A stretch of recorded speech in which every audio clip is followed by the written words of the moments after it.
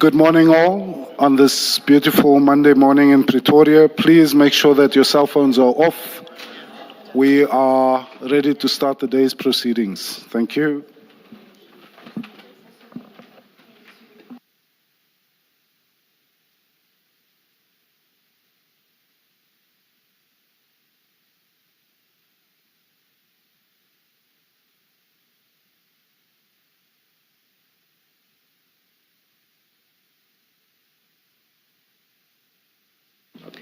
Good morning, Ms. Hassim.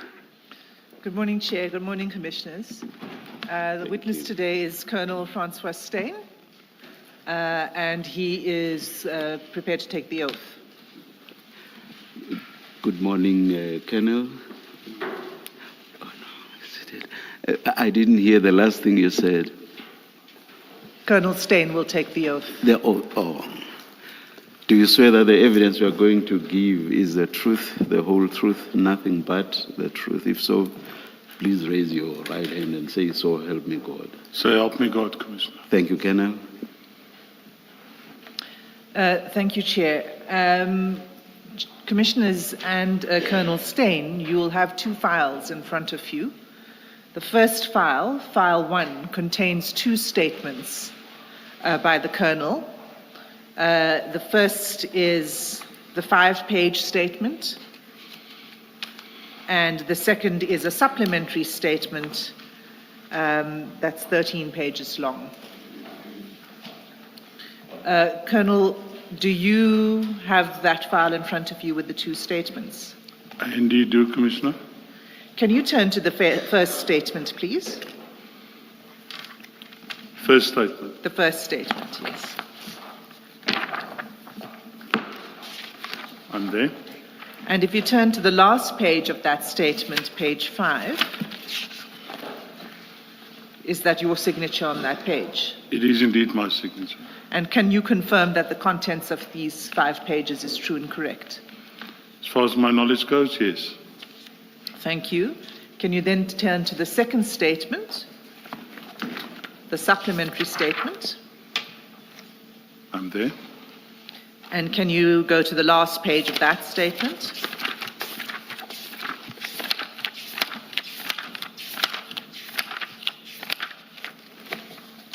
Can you confirm that the signature on that page is yours? It's indeed my signature.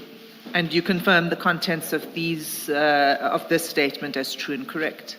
To the best of my recollection, yes. Thank you, Colonel. Chair, File 2, we will be using during the course of the Colonel's evidence. I just would like to point out that there are a few documents towards the end of File 2 which are really for witnesses that are to follow. So we may not refer to every single document in File 2. It's just that they were included in here for context, but it's for the next witness who will be coming in the next days. Thank you.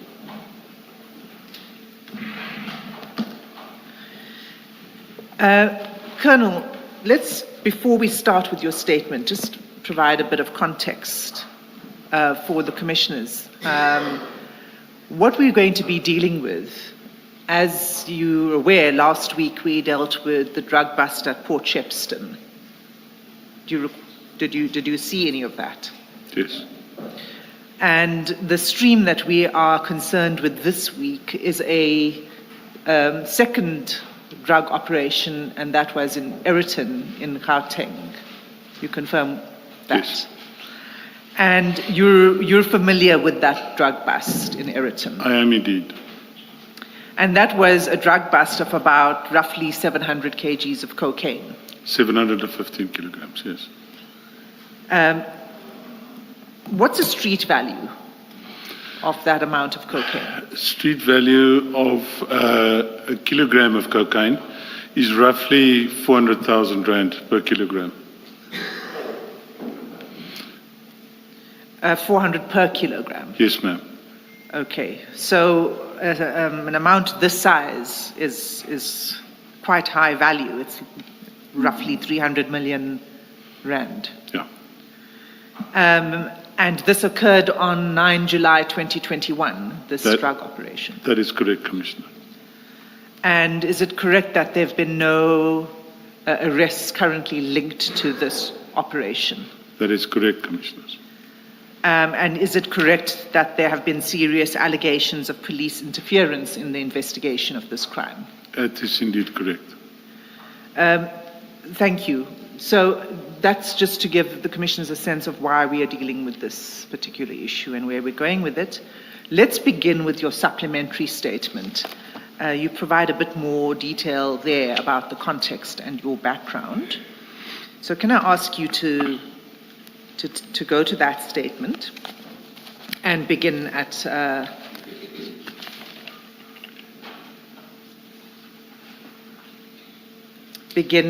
paragraph 5.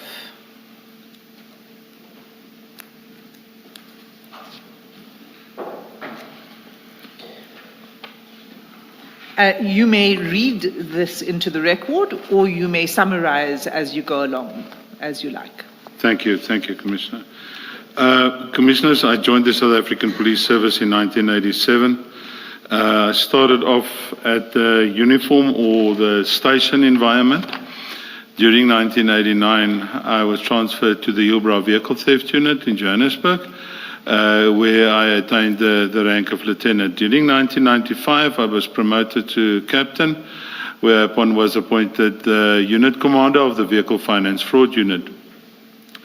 In 2001, I was appointed to the rank of superintendent, currently equivalent rank to that of lieutenant colonel, and transferred to the syndicate fraud unit in Johannesburg. In 2002, I was transferred to the organized crime unit in Pretoria, where I investigated various matters, to inter alia include that of narcotics-related offences and, for example, vehicle theft as well. During 2006, I was promoted to the rank of senior superintendent, presently equivalent rank to that of colonel. I was appointed as the unit commander of East Rand Organized Crime Unit. During 2015, I was transferred back to the Pretoria Organized Crime Unit to again assist in that unit. And in 2017, I was transferred to the Priority Violent Crime Unit, or task team, as the team leader. The NPVC, the Priority Violent Crime team, operated parallel with the SANEP team, referred to in my original statement, and constitute of a Colonel, provincial team. Sorry to interrupt you. Can you just explain what SANEB stands for? SANEP stands for South African Narcotics Enforcement Bureau. Thank you. That constituted a provincial team responsible for the investigation of serious and violent crime. That's the NPVC.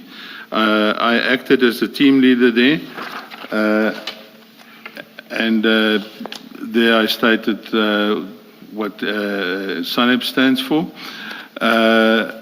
The units was established around 2016 to combat and escalate. The SANEP team was together with the MPVC team. They were established together. The SANEP team was established to combat the escalation in illicit drug trade in South Africa. SANEP operates nationally to investigate and disrupt organized drug trafficking networks, clandestine laboratories, and to address the issue of precursor chemicals. During 2020, I was appointed as the SANEP team leader within the DPCI Gauteng structure, and was further tasked with being the provincial coordinator for SANEP. During 2022, both NPVC and SANEP teams were disbanded. Following this disbandment of the four said teams, I remained stationed at the provincial office, where I continued with being the project manager of undercover investigation into a drug syndicate. At the same time, I continued to perform duties as the provincial coordinator for SANEP, and another issue was also added, that of KFR. KFR stands for Kidnapping for Ransom Investigations, dealt with by the DPCI. During 2025, I was transferred to the West Rand Serious Organized Crime Unit, where I was appointed as the unit commander and currently still serving there. So you've got quite some experience in dealing with drug seizures and enforcement, narcotics enforcement, right? That is, Yes. you've got a particular interest in that, as I understand. Absolutely, yes. Yes, Commissioners. Okay, continue with your training and qualifications. During the course of my career, I completed numerous specialized investigation courses, inter alia, including but not limited to forensic investigation course, criminal investigation course, detective course, organized crime course, anti-kidnapping and extortion course. In respect of my tertiary education, I obtained the following qualifications: a National Diploma in Policing, National Higher Diploma in Policing, that was later changed to the BTEC degree in Policing. I did a diploma in security management, private security management, and then I did a year certificates in project management and a year certificate in strategic management. Continue. My current responsibilities as I'm serving as the Unit Commander for Serious Organized Crime Investigations in West Rand, except for the day-to-day management of the unit, I also oversee the investigations involving, to inter alia, include narcotic-related offences, cash-in-transit robberies, police killings, illicit gold and diamond dealing, infrastructure-related crimes, trafficking in persons, and kidnapping for ransom investigations. I'm also, as I indicated, continuing to perform duties as the Provincial Coordinator for SANEP and KFR investigations. In such a capacity, I coordinate most major investigations dealt with by the foresaid structure within the Gauteng province. Following the disbandment of the narcotics team, as indicated, each DPCI serious organized crime unit has members within the unit responsible for narcotic investigations, commonly referred to as the SANEP section. Whenever major narcotic investigations arise, including, for example, drug labs, I assist the investigators involved in such matters. SANEP further has a national coordinator by the name of Brigadier Deva Naika, who performs the similar coordinating functions, but on a national level. Such functions will inter alia include engagement and coordination with foreign law enforcement agencies regarding narcotics investigations transcending our international borders. I've attended some of these meetings with Brigadier Naika in relation to such international coordination efforts. Each province also has a SANEP coordinator who, through the national office structures, coordinate investigations extended across provincial borders. Thank you. And then in paragraph 26 and 27, you say that you've got a particular interest in experience in narcotic investigations. Do you want to expand on why it is you are particularly interested in narcotics enforcement?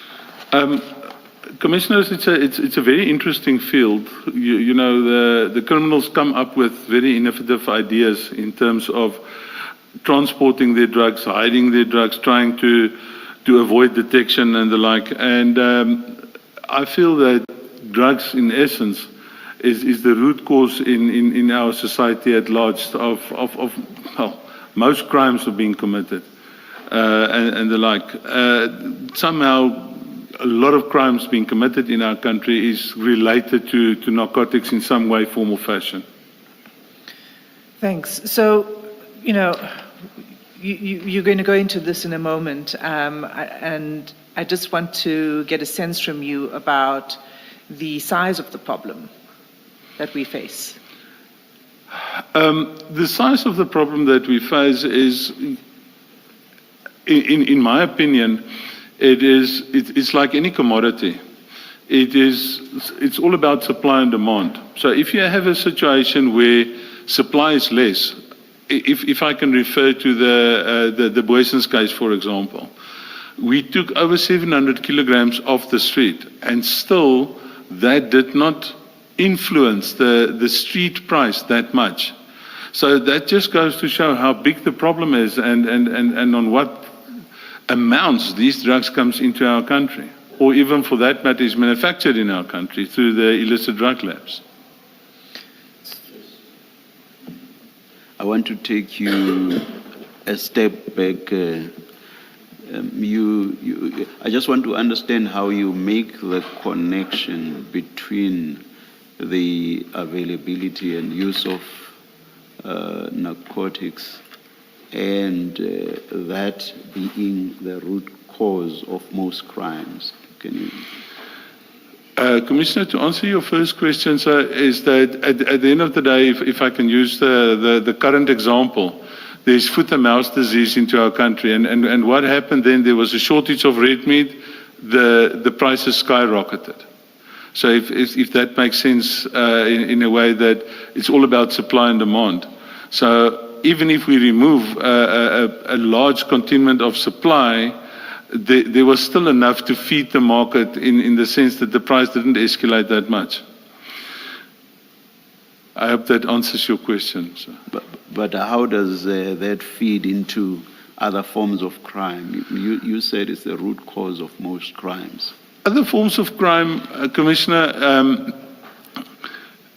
people would steal and would rob. I mean, even within families. I sometimes also deal with the social crime prevention individuals at station level, where families are being torn apart because family members that are drug users would steal from their own family to feed their habit. Thank you. Thank you, Commissioner. Thank you, Colonel.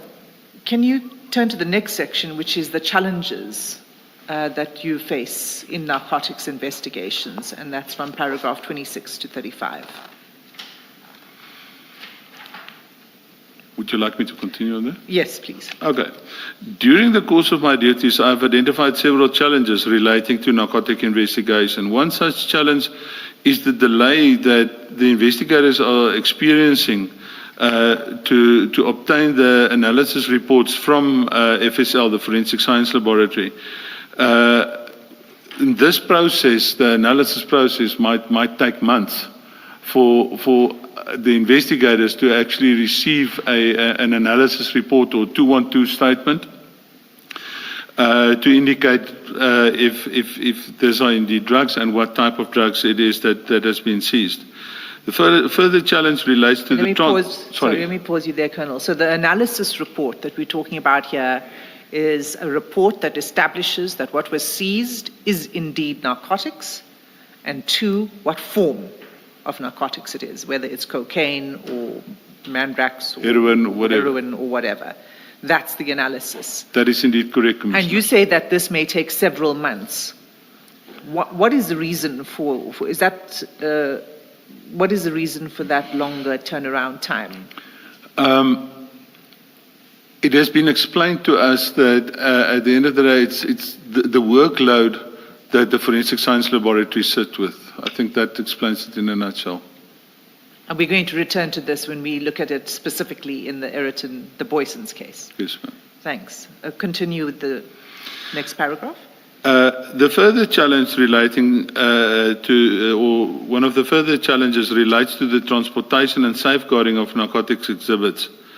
There's the other challenge is there's also a shortage in terms of experienced, skilled investigators within the SANEP environment. In addition to this... Sorry, Colonel. Commissioner? Could you, on that challenge relating to transportation, can you just elaborate a bit what in fact is the issue?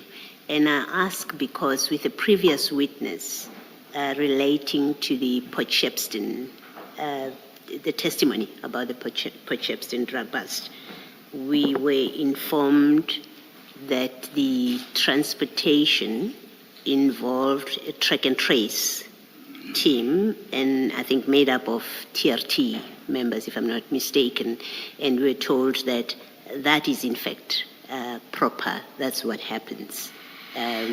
So when you say there's a challenge, what in fact is the concern there? Commissioner, the issue is that, if I can start with the transportation first, I think you have indicated it correctly. especially if you have a large consignment of exhibits that was taken. I think the good advocate related to or mentioned the issue of the street value of this exhibit. And then you have to make extra security and safety plans that you have to have in place to actually secure this exhibits when it's transported from point A to point B. Does that answer that part? Sorry, Commissioner. I'm not quite sure. I think on the face of it, when you say there's a challenge relating to transportation, it would either suggest you don't have enough resources, as in people being available. If there's a track and trace, that's their job to do. You may be suggesting possibly that you find many times you don't have sufficient people to do that. It may be a concern about the vehicles, that you don't have specialized vehicles to transport those kind of things. So I'm trying to understand what practically is the concern, and is it a concern that is capable of being fixed, and if so, how? That's behind my question. Thank you, Commissioner. Yeah, the issue is that for a long time we didn't have the correct vehicles. The DPCI has now obtained armored vehicles, which will make that a lot easier. And if I can take the Commissioner back into the time of this operation, remember it was during COVID times. And there was a number of challenges because most entities operated on skeleton staff. So to get extra people like the likes of the TRT, the Highway Patrol, the Flying Squad, to assist one in actually safeguarding this exhibits was a challenge at that time, but that has also bettered from then to now in terms of availability. If I would, for example, have to transport these exhibits now, there is the TRT teams within the different police precincts have been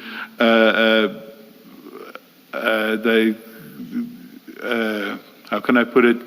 There were more people allocated to those sections that is able to assist us. So at the time of this specific Eriton operation, it was a challenge, but it's getting better by the day, Commissioner.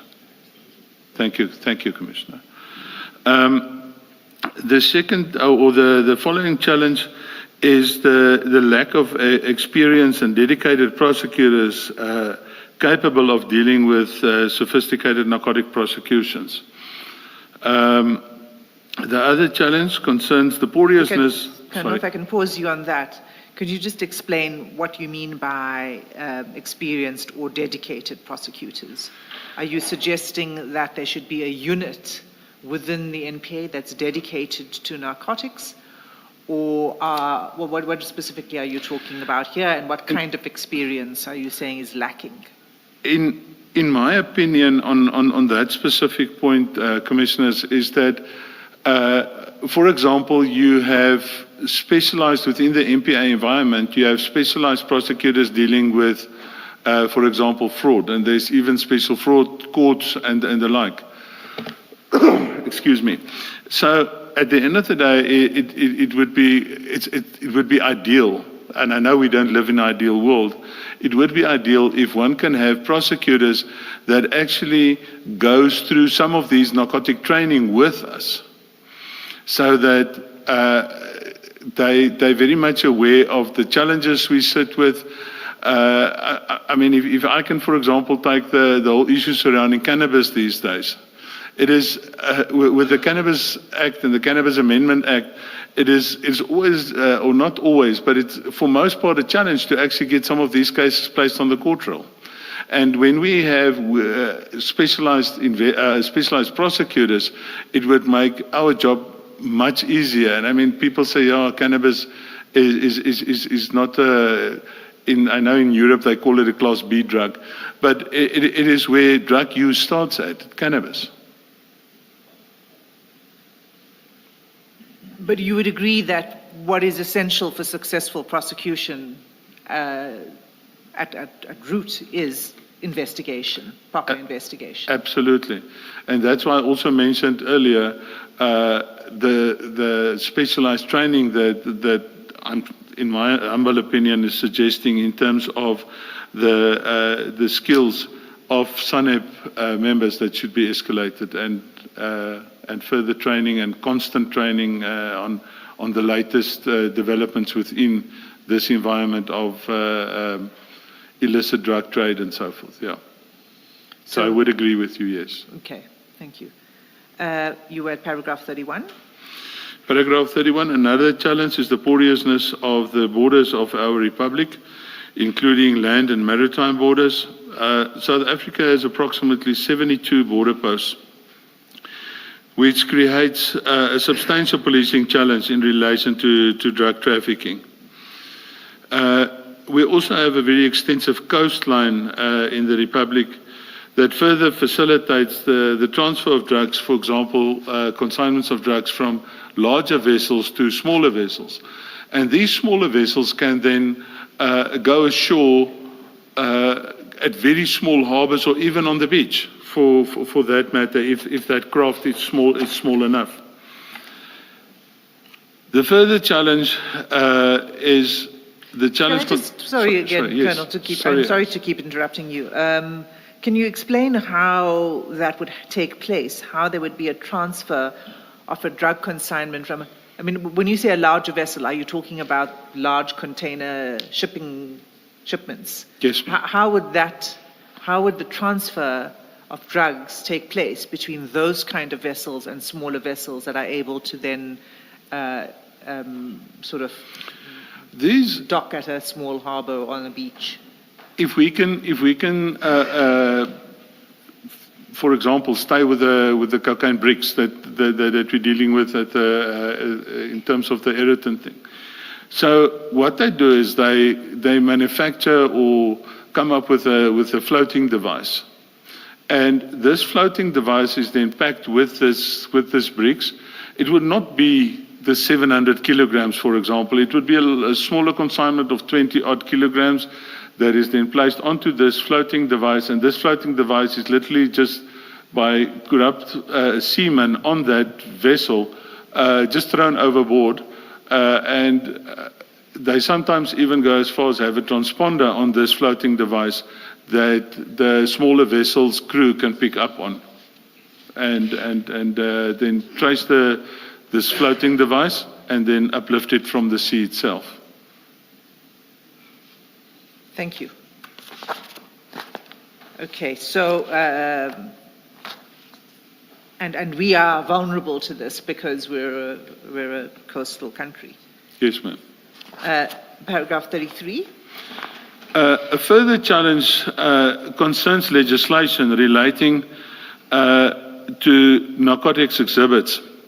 At present, narcotics exhibits must generally be retained until finalization of the criminal proceedings, and that process can take years. Sorry? Are you expanding on that paragraph or are you moving on? Can you just explain that paragraph as well? You say that the exhibits must be retained until finalization. Yes, right? And the process can take years. Yes. So it's a the long process time of finalizing the court case. Of the court case. Yes. So it's a long period of time to hold on to the narcotics is the challenge that you talking about. Yes, Commissioners, and obviously the availability of storage is a challenge in that regard. And are all of these narcotics stored at the Forensic Sciences Laboratory? All of them are stored, but not plants. And if I mean plants, the cat plant and cannabis plants are not stored at forensics. But the powder and tablet form narcotics are indeed being stored at forensics, Commissioners. So if the challenge is the legislation, that's what you're pointing out to be the problem. It's that the legislation requires that they be retained. What would be your solution to the problem? Solution contains in the next paragraph. Good to you. And just before the solution, what you've just said, Colonel, is at odds with evidence that we heard last week.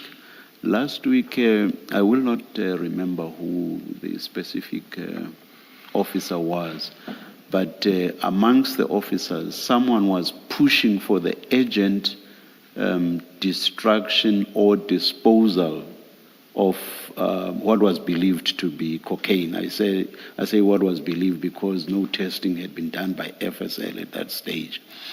And I'm wondering if, in my mind, when you say that the drugs should be kept until the court process has been finalized, I'm wondering how it is and what basis these officers would have been pushing for destruction or disposal.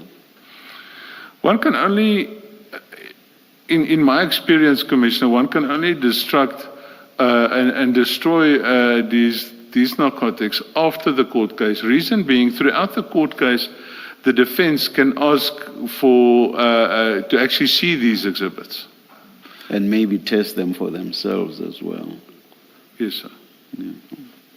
All right, that's... So is it that it's as a matter of law or instruction, protocol, such exhibits may not be destroyed until the case ends? I'm not sure if it's law. I speak under correction, Commissioner, but it is an instruction, because at the end of the day, if those exhibits are asked for by the defense and we are not able to produce them, that might definitely harm our case in court, Commissioner. So an officer who asks the laboratory whether and procedure and whether these can be destroyed before the trial had run, knowingly speaks against the instruction. I mean, if there is an instruction. In my opinion, yes, Commissioner. Thank you. I'm just thinking, nobody had been arrested in the matter I'm referring to, but it was only about 5 months. Where you do not arrest any suspects, what are the prescripts? When do you give up and when do you then destroy? What's the timeline? I don't think there's a specific timeline, Commissioner.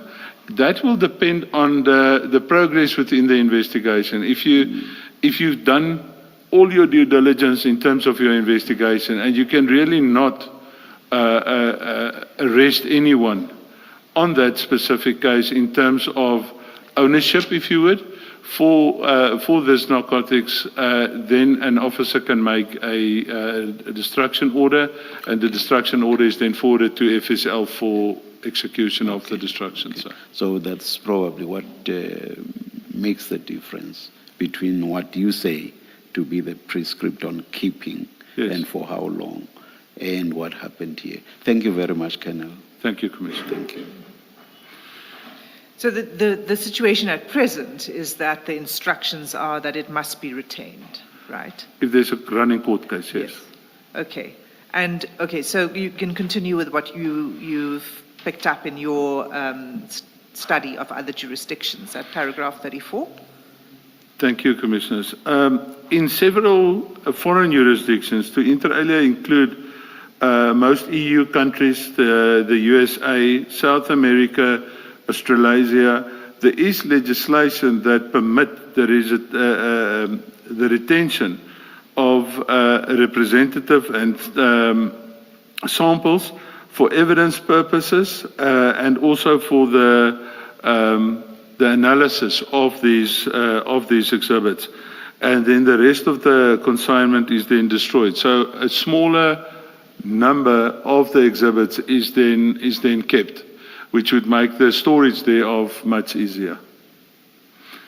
And I would love to see such legislation in South Africa. Thank you. The next section... Before you do that, Colonel, you haven't listed as a challenge the detection part of drugs, whether clandestine laboratories or these ones that come in from outside.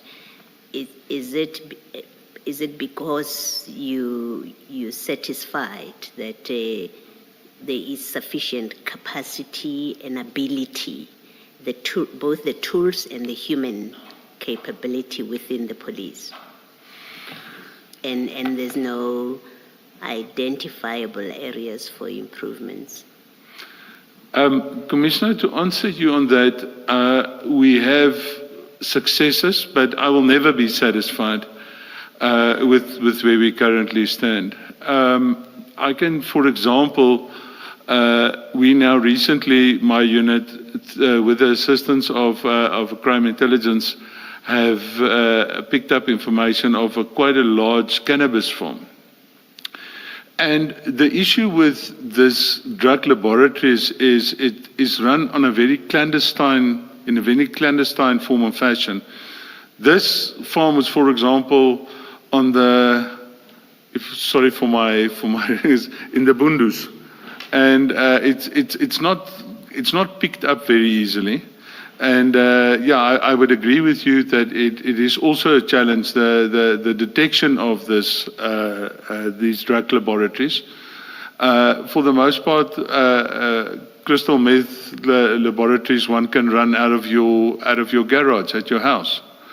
And yeah, we've picked up some of those as well. So yeah, the detection, you're quite right, Commissioner. That would also be a challenge, the proper detection of this.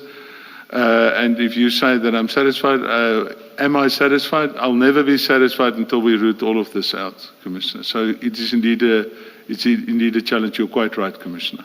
Thank you.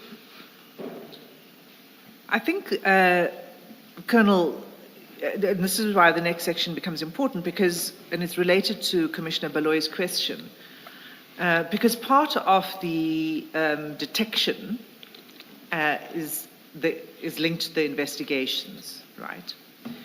And so it's not just about investigative capacity.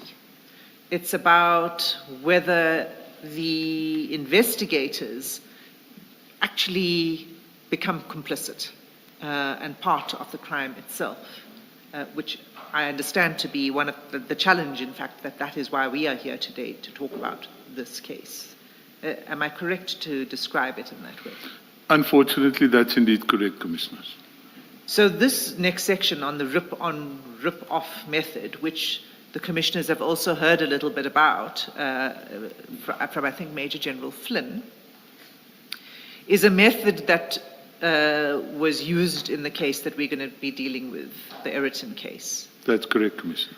And is it correct that that method works only if there is infiltration by law enforcement? Unfortunately so. Can you describe now, from paragraph 36, that method? Excuse me. It is our understanding that narcotics are frequently concealed in so-called legitimate cargo consignments. This concealment takes place in the country of origin where these containers are packed.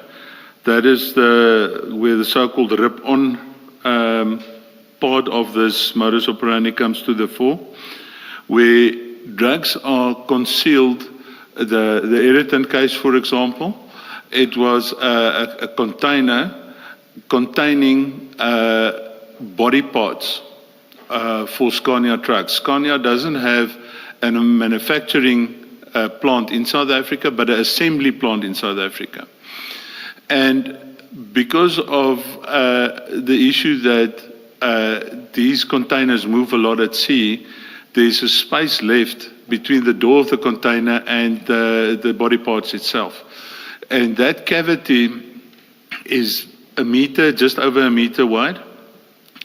And then we are of the opinion and of the belief, based on what we have picked up and also discussed with colleagues, as I indicated earlier, from other foreign law enforcement agencies, is that when that container then is moved from the owner or the person that rents this container towards the port where the container is shipped from, in that process or in that route, that container is diverted, and it happens very quickly. That's why the RIP part of the RIP on happens is mentioned there.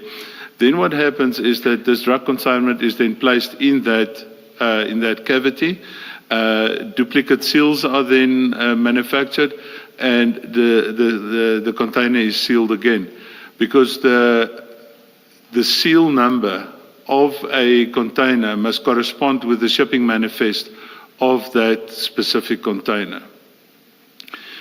That container is then placed on a vessel, and in this irritant case, the vessel left from the port of Santos in Brazil, where the Scania manufacturing plant is in Brazil. So it was transported from this plant to the port of Santos, and from the port of Santos, it came to South Africa, being Durban in KZN. Then, as was indicated, this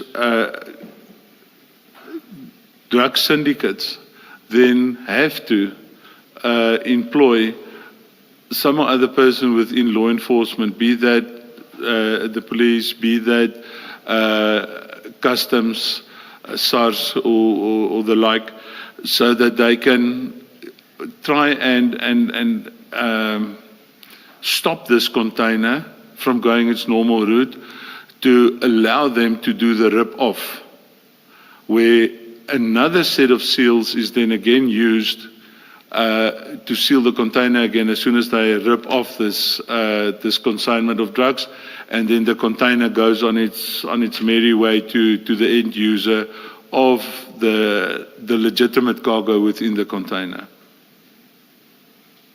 Could you provide an example of how that would happen at the level of customs and SARS enforcement? I mean, how is it that customs officials would be able to take control undetected? If you're able to just provide an example for us to understand. Commissioners, what happens is that when these containers land in our ports, and a customs or police officer has information or believes that there's something illicit in this container, they put a hold or stop on this container. This container is then moved to a bond yard, where a subsequent inspection takes place of the content of this container. Documentation is then completed. Say, for example, they find nothing, the documentation is completed, and it's sealed with police seals again, documentation with the new seal numbers, also added then to the shipping manifest, and then it goes away. In the case of the illicit side and the criminal element within the law enforcement environment, they would remove, at the bond yard, they would remove by ripping off this drug consignment, they would remove it, and they would seal it again to say, but we found nothing. And they then would distribute it to the drug syndicates for further distribution. Advocate Hassan, can I just ask a general question? Good morning, Colonel Stein. Morning, Commissioner. What happens when containers get to a port of destination in South Africa? Are they all searched, or do you do a random sampling, or do you only search those where you have received, let's say, a tip-off that there might be something illicit in that container? What happens, what's the procedure when, say, containers from Brazil, 50 of them, from Mexico, 50 of them, land at a port in Durban? Good Commissioner, the Port of Durban, and as I indicated, we have a number of ports. The Port of Durban, on an average day, that time when we had a look at it, deal with, I think, about 4,000 to 4,500 containers a day. So it would make it a task that is not humanly possible to literally check every container. I know that years ago, there used to be scanning devices, for lack of a better explanation. It was huge X-ray machines that can scan these containers. But I'm not sure. I don't think those are in operation any longer. So we don't search all the containers. We only search those where you have information that there might be something in it. Indeed, Commissioner. Thank you. Thank you, Colonel. So that concludes, I think, your section then up to paragraph 40. And the important point there that you make at the end is the involvement of corrupt officials that make it possible for the drugs to then enter the market. Yeah, Commissioners, in my humble opinion, I do not think these syndicates would be able to deal with the rip-on, rip-off method if corrupt officials are not involved. Your next section deals with the Scania consignment investigation, and this is not Eriton. So we had last week, we had Port Shepstone, which also took place in July 2021, June 2021, pardon me, 22nd of June 2021. Then we have the Eriton case, which we're going to come to, which took place on 9 July 2021. But in this section, you talk about yet another drug seizure, which took place at the end of July 2021. That's correct, Commissioner. Can you just address that before we move on to Eriton? Thank you. During the course of our the Boessens case, which took place in Eriton. Eriton is part of the Boessens Police Precinct. During that investigation, we constantly had contact with the risk management people of Scania. And then to the latter part of July, it was the last week of July, if my memory serves me well, I got a call from at that time the risk manager of Scania, and he indicated to me that there was a container that came in to the harbour. So what happens if a container comes in? The transport company uplifts it from the harbour. It's then taken to their depot. From their depot, transport arrangements is then made throughout the country where this specific container needs to go to.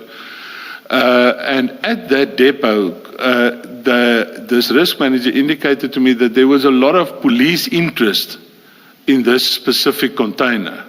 Because the container, I think it's got a 17-digit unique number, every container in the world. I think it's 17 digits. I'm speaking under correction, but it's got a unique identification number. And this specific container, there was a lot of law enforcement interest around this container.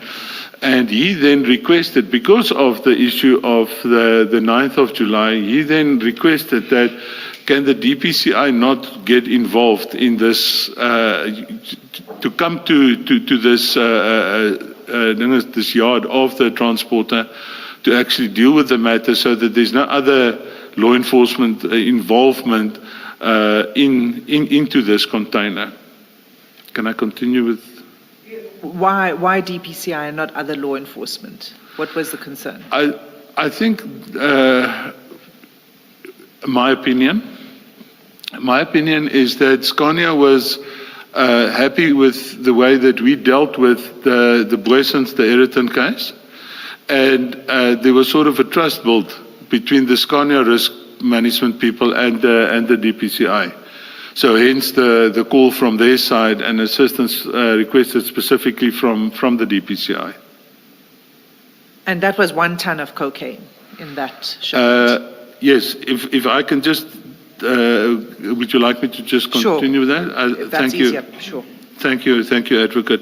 What happened then was that, as I mentioned earlier, I worked through Brigadier Naika, our national coordinator, and in that way I connected, because I was up here, and because the threat, if I can call it that, threat in inverted commas, was imminent down in KZN, I had to make contact with my colleagues in KZN who was actually on or very close to the scene at that stage.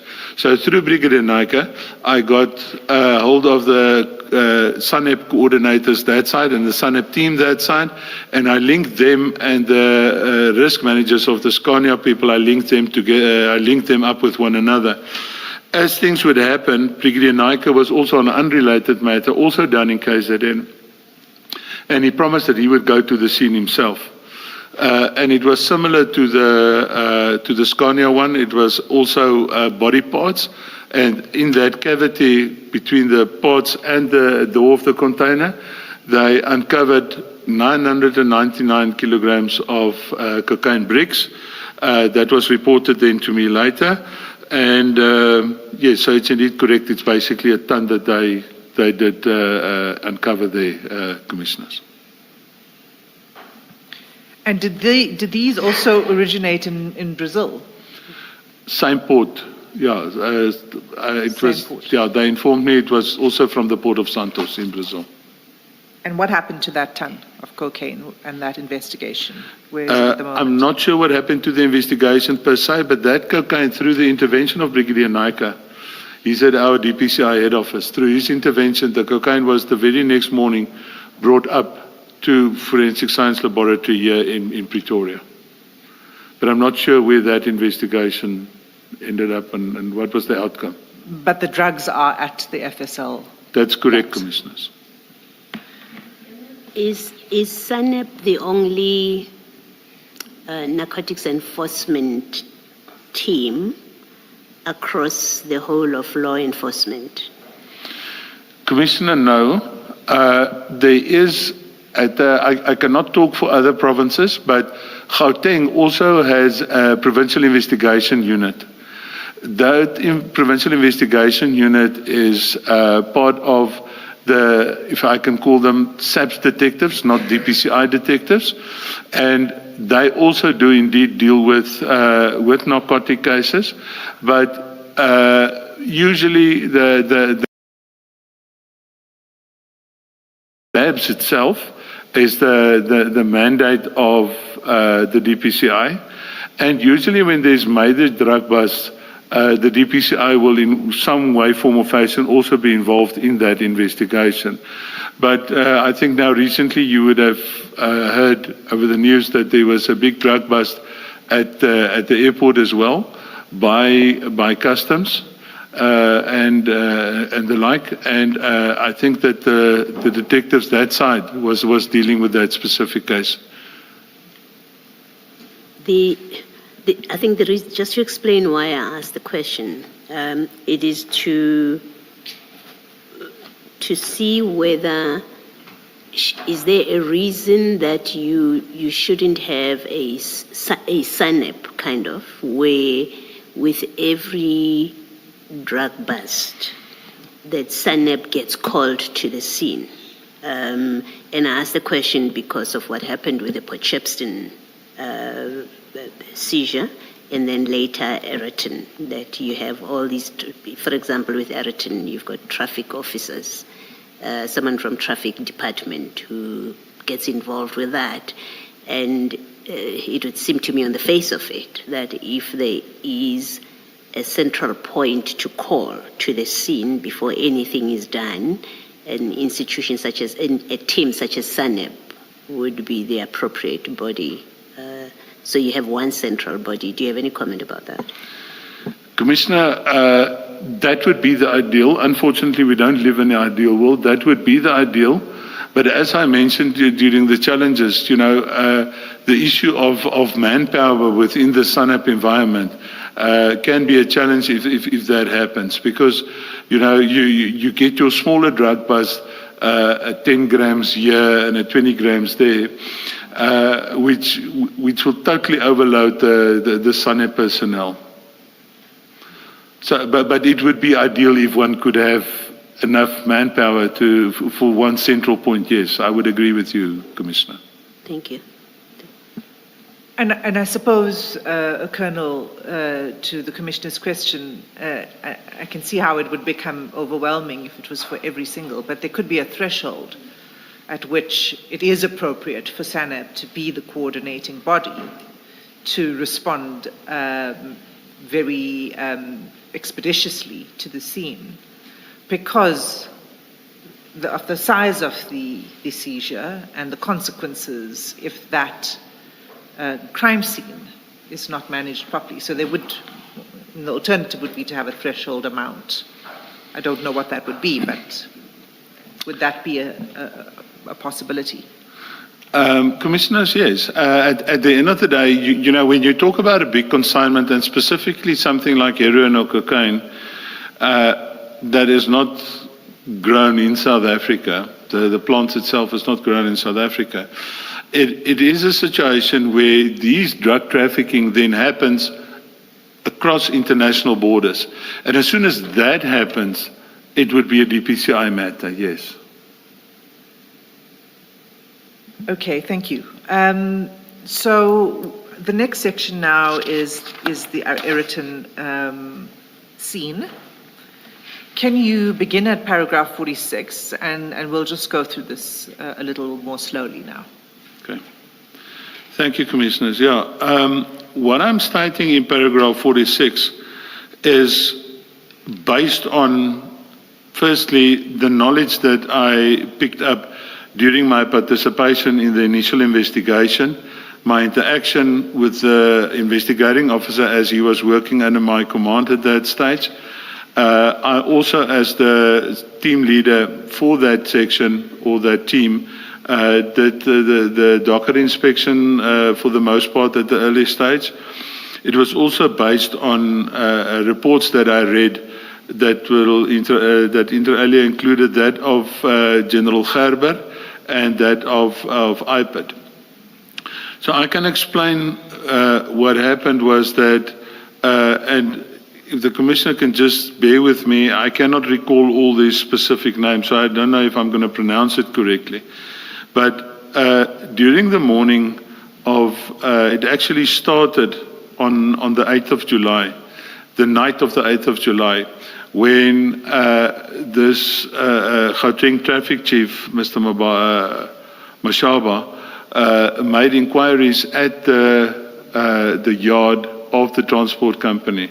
So again, when this container would arrive from, in this case, from KZN, and it arrives after office hours, if you would, of the recipient or the owner of the content of this, that container would be kept at the yard of the transport company and taken to their client the very next morning within office hours. So that container was there that evening, and what then happened was that this traffic official made inquiries about the container, and he was told that they cannot assist him because he didn't have a warrant of search warrant. They cannot assist him, but he's more than welcome to be there the next morning when this container is moved to Scania to then deal with Scania, because Scania was their client, and then make further arrangements with Scania. On the 9th of July in the morning, that container was then moved to the premises of Scania. The yard of the transporter was in Rudekop, which is in the east of Johannesburg, and Ayrton is more just to the south of Johannesburg itself, and it was then moved there in the morning, and then Mr. Mabasa claimed that he contacted certain police officers. You mean Mashaba. Mr. Mashaba? Sorry, Mashaba. My apologies, Commissioners. He claimed that he contacted certain police officers to assist him. Sorry, Colonel, let me just, before you move to 46.2, 46.1 Yes. refers to Mr. Ngu, who contacted Mr. Mashaba. Now, who is he? If my memory serves me well, he was an informant to Mr. Mashaba. So he's a civilian, Yes. and he's an informant. Yes. And do you know, having been involved in the investigations, why he would contact the traffic chief instead of someone more senior in the SAPS or Hawks, SANEB? Commissioners, I wouldn't have an answer why you would do that. Okay, so he gets contacted, Mr. Mashaba gets contacted by a civilian with information about drugs that are on the container. And then you say they then go to the site where the truck is with the container. Correct. And now you go to 46.2, and he says that he contacted Mr. Mashaba, other police officers to assist. That's correct, And Commissioner. when did he contact those police officers? As far as I can recall, he contacted them on the morning of the 9th for assistance. Some of the people that he contacted apparently was not able to assist him, and then he waited at Yellow Jersey. Now, Yellow Jersey is the name of the transport company that transported the container from KZN to Gauteng and then to the end user being Scania. And I also stated here that there was an unsuccessful attempt to search the container. As I indicated, the people at Yellow Jersey indicated to him that he does not have a search warrant, so he must rather deal with the end user being Scania. So Yellow Jersey is the transport logistics company. Correct, And Commissioners. the truck was initially at their premises in Rodekop, you said? Correct, Commissioners. Okay. And he says he contacted an officer, Pokungwana, for assistance. Do you know that member? I do not know that member, Commissioners. Do you know what which component, which section he works in, or what his responsibilities are? Not the DPCI, but I cannot recall I recall that the one member was part of he was sort of an administrative post at a police station in the Vaal. That is the one I can remember. The other member was a member of the national. There was a national investigation team at that stage running, and he was part of that investigation team. That is what I can recall. I cannot recall who was where, but I remember those two entities that these people worked at. Okay, so I just want to be a bit more specific about these people. So it's he first contacted Officer Pokungwana. He couldn't assist, and he referred Mr. Mashaba to Officer Mkhane. That's right? Yes. That's what I picked up out of the reports, yes. And you say Mr. Mkhane was initially unable to assist. That's what I picked up from the reports. I was not privileged to that conversation that the two of them had. Okay. But he then did join Mr. Mashaba. As far as I remember, yes. And where he joined Mr. Mashaba was at the Yellow Jersey premises. I would not know where exactly he joined them, but according to what I can recall, he joined them at the Scania premises in Ayrton. Okay, so 46.3, it was, maybe if you read 46.3 and 46.4. Okay, yeah. You can read it into the record. Mr. Magana initially was unable to assist, but later joined Mr. Mashaba and Mr. Nku at Yellow Jersey, where the truck was stopped. 46.4. Following an unsuccessful attempt to search the container at Yellow Jersey, it was agreed between the shipping company and the officers at the truck. The truck transporting the container proceed under police escort to Scania, being the final destination of the shipment. Okay, so the unsuccessful attempt here is what you were describing earlier, was that the Yellow Jersey officials said that it needs to, they prevented them from, because there was no search warrant, prevented them and said, you can deal with it when you get to the end destination, which is Scania. That's indeed correct, Commissioners. So, and it says proceeded under police escort to Scania. Who was the police escort? As far as my knowledge goes, except for Mr. Mashaba and company, there was no police escort per se. It was security personnel from Yellow Jersey that escorted the truck, because the personnel at Yellow Jersey was uncomfortable with this whole line of inquiry. I think, if my memory serves me well, that was the reason why they sent a security officer in a separate vehicle with the truck to Scania. So, what would have been the appropriate response at that point in time? You've got now a traffic chief, and you've got a police officer. What would have been the appropriate protocol for them to follow at that point at Yellow Jersey? At Yellow Jersey, I would have placed the seize on the truck, and I would have obtained a search warrant, and I would have searched the truck at Yellow Jersey. So this thing of saying, well, we'll just follow the truck to the next destination is clearly just... If you have solid evidence, why would you allow them to do that? There's a lot of things that can happen en route from Yellow Jersey to Scania.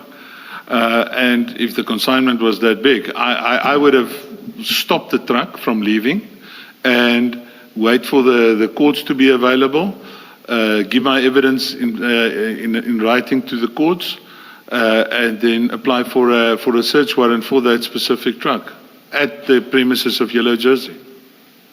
Instead, what they did was they allowed... Apologies. Also, you are able to do a search and seizure even without a warrant if you have a tangible basis for doing so, and if you fear that waiting for a warrant might defeat the purpose of the search and seizure. Absolutely right, Commissioner. Absolutely right. But at the end of the day, one would... Sorry, can I continue, Commissioner? What one would like to do is to, if you have the opportunity to then get people there, secure the truck, go and rather apply for a warrant. It's a safer route to take, and we prefer to take the safer route rather than to take the route as explained by your good self, Commissioner. I wanted to ask a follow-up question, Colonel. Do the traffic police have authority to search and seize containers for drugs? Isn't there a unit that is responsible for that the chief should call to attend to the matter, while he waits at the scene, obviously, to make sure that the scene does not move or the drugs are not taken out of the container? But as a matter of principle, I had always understood that traffic police deal with traffic on the road. When it comes to containers being at, in this case, it would be the yard of Yellow Jersey, which is the company that is transporting the container from the port to its place of destination. Do traffic police have authority to just call a random policeman and a random security guard to come and help them search the container? No, Commissioner, that is not standard operating procedure, no.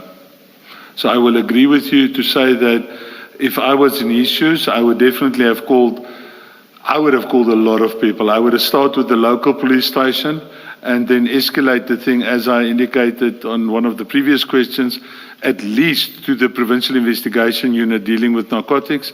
And if I see the size of the consignment after searching, I would definitely involve the DPCI on that matter, Commissioner. Because it raises suspicion that traffic police are themselves doing this. Indeed, Commissioner. Thank you. Colonel, we've had evidence that traffic officers or people in the traffic law enforcement space, their functions include crime prevention. And so with that,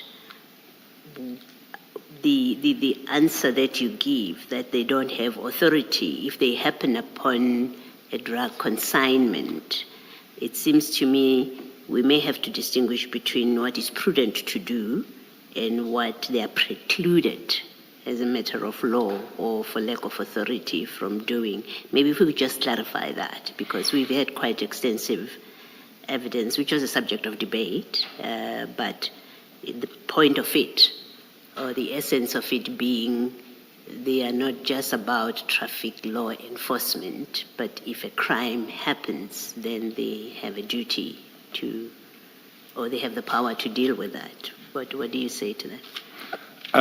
Commissioner, yes, but I think the same goes for a normal member of the public. If a crime happens in their presence, they can act on it, but they still need to involve the police. If my memory serves me well, a traffic officer also is just allowed to operate in the area that is designated for. In this instance, I would have definitely standard operating procedure would have caused him to actually call especially when he's a senior person, to call the right people to the scene. I mean, even private security companies is also not mandated per se, but their main operation is to assist with crime prevention, but they don't do that on their own. They do that in collaboration with the South African Police Service. Okay. And then a related question. The traffic chief or chief of traffic, such as Mr. Mashaba was or is, are people in that position, and maybe traffic officers in general, but I want to limit it to someone who holds that kind of position, chief of traffic. Do they have the training how to handle a drug situation such as this, where they have information? Ordinarily, the SAPS or the DPCI would do a drug seizure, drug bust. Is someone in that position trained? Does their training include dealing with drug enforcement, such as seizures? Commissioner, I cannot elaborate on the specific training that this chief has undergone, but generally speaking, I'm of the opinion that I don't think so. But again, it's my opinion. I cannot elaborate on the specific training or the history in law enforcement that the specific officer has undergone. But again, if I'm unsure about anything I do, example, I mentioned earlier that I oversee illicit mining, for example. And I'm no specialist on illicit mining. So I would approach someone that's a specialist on illicit mining to say, listen, I have this situation, or I believe that I've got information on such a situation. Can you please come and assist? So I cannot elaborate on his training, but I can just say what I would have done in his shoes, Commissioner. Yes. I guess what I'm trying to get out of you is whether across the different areas of law enforcement, including traffic, is there general training about handling drug scenes, for example? Is that training that is given across, or there are specialized teams or units that get training about it? To answer your question, I believe not. Why I'm saying this is that on 2 occasions now, I myself have, on request of personnel from the MEC of Safety and Security Gauteng's office, I have been requested to give sort of in-service training. The first time it was 3 days, the second time it was 2 days, to give in-service training to the traffic officers and even to the traffic wardens. And I know this is also a point of contention in Gauteng, but to give training to them, a very basic training, because that type of training takes years. Because you have to build up specific experience and the like, but to give them sort of just a sense on what to do. And one of the things I definitely mentioned there is if you come across a drug lab, for example, or if you come across a large consignment of narcotics, what you believe is narcotics, because you cannot look at narcotics or at powder and say this is definitely narcotics. One of the things I definitely mentioned to them there is that, guys, you need to contact the correct people. Here's the people that you need to talk to, and here's how you deal with it. Rather safeguard the crime scene and get the people with the proper training in. Lastly, and maybe there's a way in which it fits with what you say, lastly, there is no, does it mean therefore that there is no protocol which guides a member on the spot who either comes upon information or comes upon drugs, who they should call next, how they should process that? You earlier on spoke about one of the people that Mr. Mashaba called to the scene is an administrator, if I heard you properly, was someone in an administrative capacity at a police station in the Val, I think you said. We've had cases where someone has called their friend because they say, well, I know that friend is always available, friend in the police still, but say, I know they're always easily available, so they would accompany me to a scene. I think here we also have instances of someone who has called a brother to come to the scene.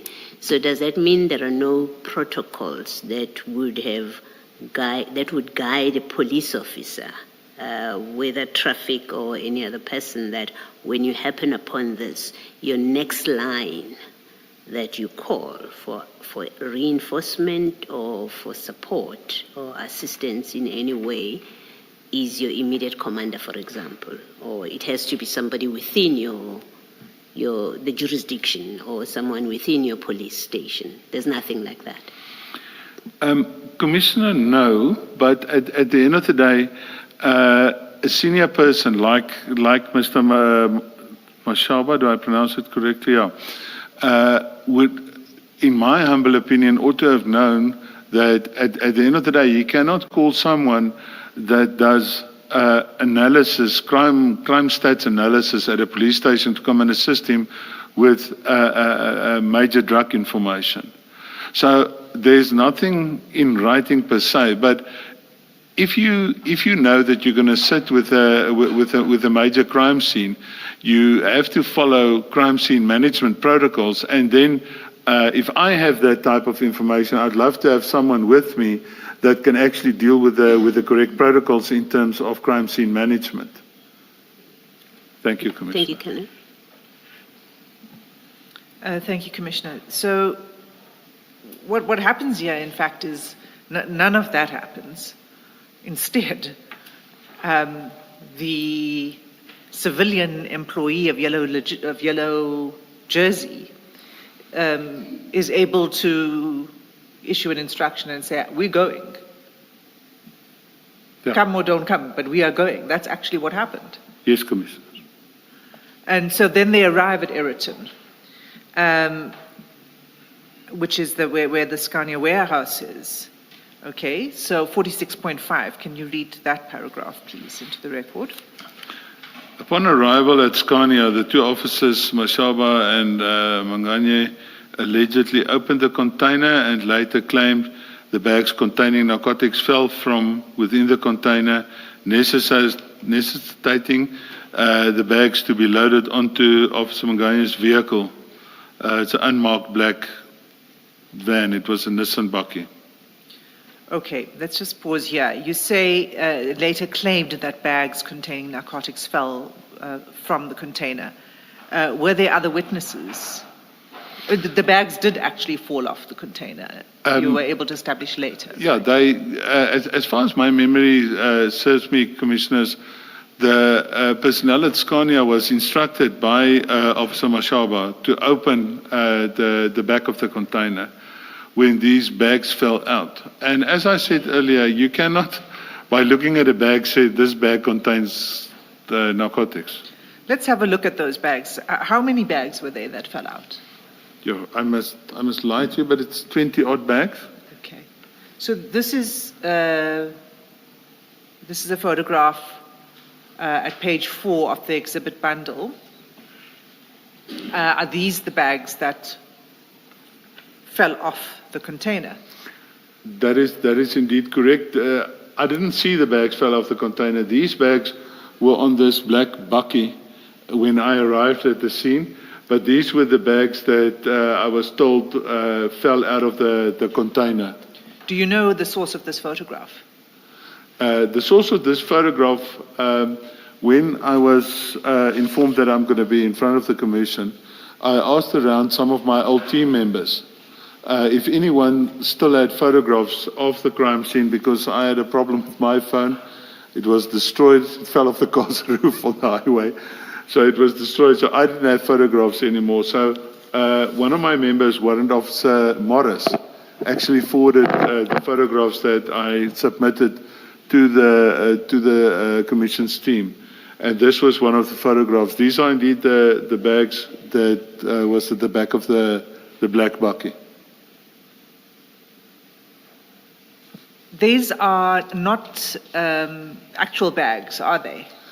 No, Commissioners, these are not actual bags. It's sort of black rubbish bags as we know them, combined with a very broad type sticky tape that these bags are manufactured with. It's not normal bags. Even the handles of these bags are made with that sticky tape and the black bags. If we turn to the next photograph, page 5, can you tell us what we are looking at here? What you're looking at here is the content of those black bags. That would typically be what was later established to be a brick of cocaine. So what it looks like, if you can just confirm for me, is that, because this looks like a canvas bag with a zip, is that inside the plastic rubbish bags, basically? That would be correct, Commissioners. I think why they do this, I also asked the question, why they do this is, remember there's a lot of moisture when these bags are at sea. And it's sort of to protect that canvas bag with the wrapping. In the right-hand corner from my side, one can clearly see the black tape that was used to cover those bags. So inside the black canvas bag is this brick that's also wrapped in plastic. That's correct, yes. And that brick has got a picture on it. Yes. And what is that? I think there's a picture of the two types of brick pictures that we got. That is a Red Bull. I think the other photograph, if you would, is maybe I think the next photograph shows the next. So page 6 is just another example of the bricks. Yes. And this is a particular insignia. A particular insignia. That is a Red Bull. And what is the significance of this picture? The significance of this we picked up is that, excuse me, the end users, being the drug syndicate, specific syndicates have specific insignia that they request is put on to their product that is exported into our country for them. The other photograph, on one of the other photographs, you will see there's a black seagull on a white background. I just want, so it's for specific parts of the syndicate. Right. Have you seen this particular insignia before, the Red Bull? Variations on the bull, but not the specific one. What type of variations? You would get it's also a Red Bull, but it's more like, a refined picture of only head of a Red Bull, or a Red Bull standing in the air, or, more than that one, or a more defined picture of a Red Bull and the like. So it's not it can mean that it was for different sections within the syndicate, or even a different syndicate that comes in on the same consignment. So, thank you. The next picture.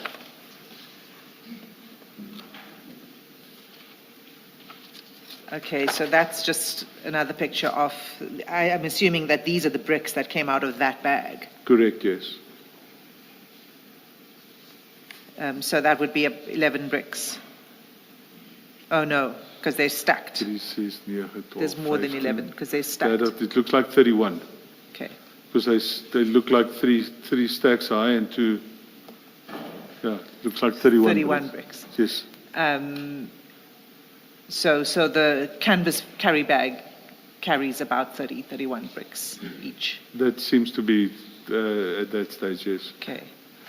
All right, so the next photograph on page 8.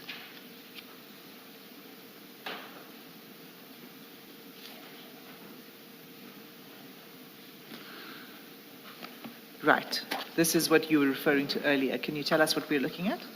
What we're looking at is, again, some of the Red Bull bricks, as well as a brick with insignia of a black seagull, looks like a seagull, on a white background. Have you seen this insignia before? No, I haven't seen this specific insignia before, no. Okay. And then if we turn to page 9. What are we looking at here? What we're looking at here is all the bags now unpacked. We counted the bricks, and then the bricks were then sealed in official exhibit bags. And it is those exhibit bags containing the bricks that you're seeing in that picture. Okay, so those are now all the bricks in the exhibit bags. And this is at Eriton still, right? That location where this picture was taken, where exactly is that? At the Scania premises in Eriton, that's correct, Commissioners. Thank you. At which point did you determine that this was cocaine? Because you have done no analysis and no testing. All you are seeing is bricks in these bags. We did not at that stage determine it was cocaine per se, but out of previous experience, Commissioner, we believed that this was bricks of cocaine weighing more or less a kilogram, and I put in my statement, although it would be determined by a forensics analysis. But out of experience, there's nothing else that they pack in this form. So the eye test told you that this must be cocaine. Yeah, it's not like I remember when other witnesses, you asked if you do the tongue test, that only happens in movies. Okay, so we're going to come back to the crime scene and how this was handled. But for now, I just want to follow your statement. These are the bricks we know now. These are the bags that fell out of the container. Let's just go back in time now. So they arrive, they open the container, the bags fall out of the container. Can you just go to 46.6? Yeah. Two officers were then joined by another officer, Pakula. Okay. And you met Officer Pakula when you arrived on the scene later? Warrant Officer Pakula was pointed out to me by then Captain Sebola, now Lieutenant Colonel Sebola, who was the investigating officer and at that stage crime scene manager, as one of the people that he was intending to arrest. Okay. So, did he arrive, do you recall at what point he arrived? He was already there when I arrived at the scene. So I'm not sure when he arrived. That was much later, yes. Okay, so at this point, we've already established what should have happened at earlier points along this train of events. Now you open a container and these bags fall out. There's good reason to suspect it's drugs. Absolutely. What should have happened at that point in terms of crime scene protocol? Actually, Commissioners, before that point, and I think General Flynn also testified to that, what should have happened is that the seals and the sealed containers should have been photographed first and foremost. Then when it's opened and these things fall out, everyone move back and let's photograph what happened here now. And each step of the way should have been photographed. So the commissioners have been taken through a little bit through the crime scene protocols and national instructions last week, but from my understanding, and please confirm or correct me, that is important. The first thing one does this comes from the protocol on seizure of illicit drugs. The first thing you do is you secure the scene. Absolutely. Was it secured here? No, it wasn't.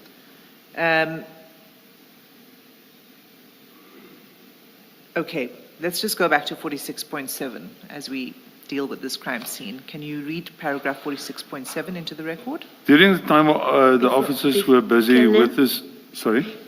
Before you do that, Sorry, I should have Commissioner. asked this question before you started. What is the purpose of photographing the container while it's still sealed? Can you just explain why you do that? Very plain and simple to show that if there's going to be a court case, to show that that seal is still intact. And to the best of whoever's knowledge, crime scene manager knowledge, that there was no tampering with that seal up to that point, to try and establish that, yeah. Up to the point when the police now become involved with it. Indeed, correct, Commissioner. Thank you. Thanks, Ms. Hassan. I think at this point, let's take the adjournment and resume at 11:25. Thank you, Chair. Let's adjourn.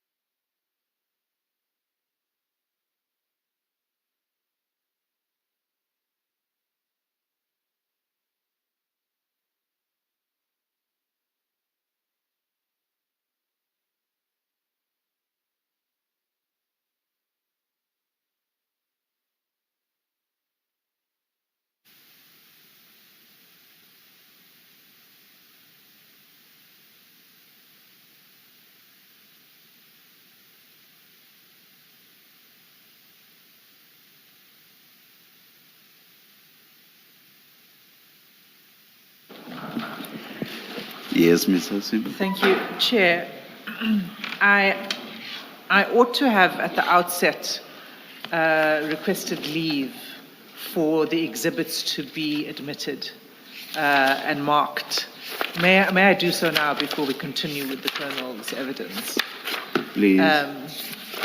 Chair, it would be, so it's CJC 203, from CJC 203 to CJC 225. May I request that all of those exhibits be admitted into evidence? So admitted. Thank you, Chair. Colonel, we were at paragraph 46.7 of your statement, the supplementary statement. Could you read that paragraph into the record, and then I have some questions for you on that. During the time the officers were busy at the scene, a call was made to 10111 alleging hijacking of a truck by bogus police. 10111 dispatched officers from Boysens Police Station. Boysens Police Station approached these officers on the scene, and there seemed to have been a disagreement regarding where the exhibits and the suspect would be taken. There were also allegations that the 3 officers on scene had loaded the drugs on the scene in order to leave with the drugs. Okay, so the allegation here is that the bags that were loaded onto the black bakkie were going to be driven away. That is indeed correct, Commissioners. So I would like to, in fact, let's just pick that out from the record. If we could just turn to page 96 of the exhibit bundle, and that is a page in the report by Major General Gerber.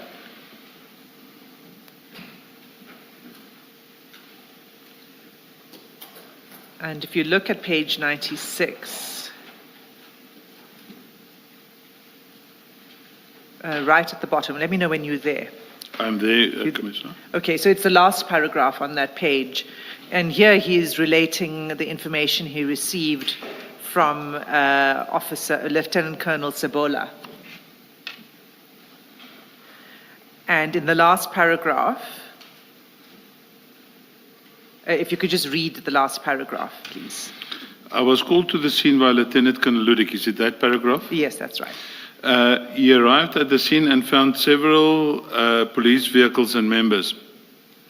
He was introduced to Sergeant Ndau, who was in charge, and handed the scene over to him. The scene was explained, as well as those implicated. He was informed by Sergeant Ndau that the members wanted to leave the scene, and he parked his vehicle in front of the Nissan. He interviewed all the suspects and obtained their explanations. Okay, thank you. So it was Sergeant Ndau who was at the scene when he arrived. It's his evidence that says that the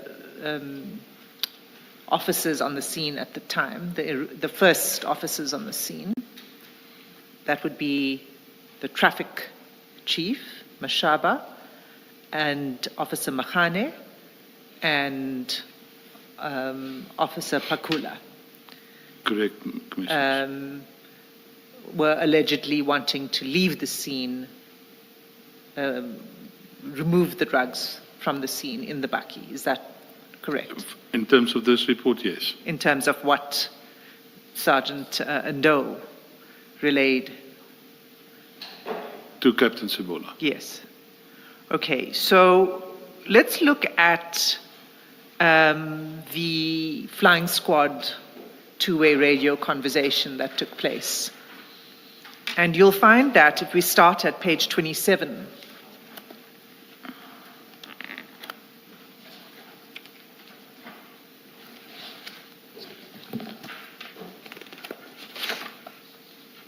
and you'll see page 27 is a statement by a Ms. Bukelwa. Yes. And she provides a report of the interaction that took place with the flying squad members. Pardon me. Yes, Ms. Hassim, together with the page numbers, you should please also reference the exhibit number. Like this one is what, CJC 209. Thank you, Chair. Thank you. Yes, this is CJC 209. And the earlier one we just stepped off, what was it? The one at 90, was it 97 or 95? I've forgotten. That was CJC 216. 216, yes. And it was the investigation report by Major General Gerber, Yes. And Thank the you. page again was? page 96. 90. Thank you very much. Yeah. Colonel, if we could look at CJC 209, statement of Ms. Bukelwa, at page 27, that's where you find her statement. Yes. And she had been requested to provide the transcript of the two-way radio call. Yes, I see that. You see that, okay. And if you turn then to page 30, the actual radio conversation is transcribed.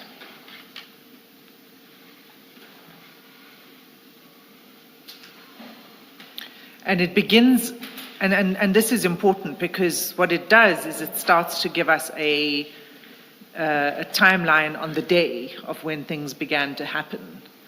So here, the radio conversation begins at 8:23 in the morning, is that correct? According to the record, yes. And if you could just read,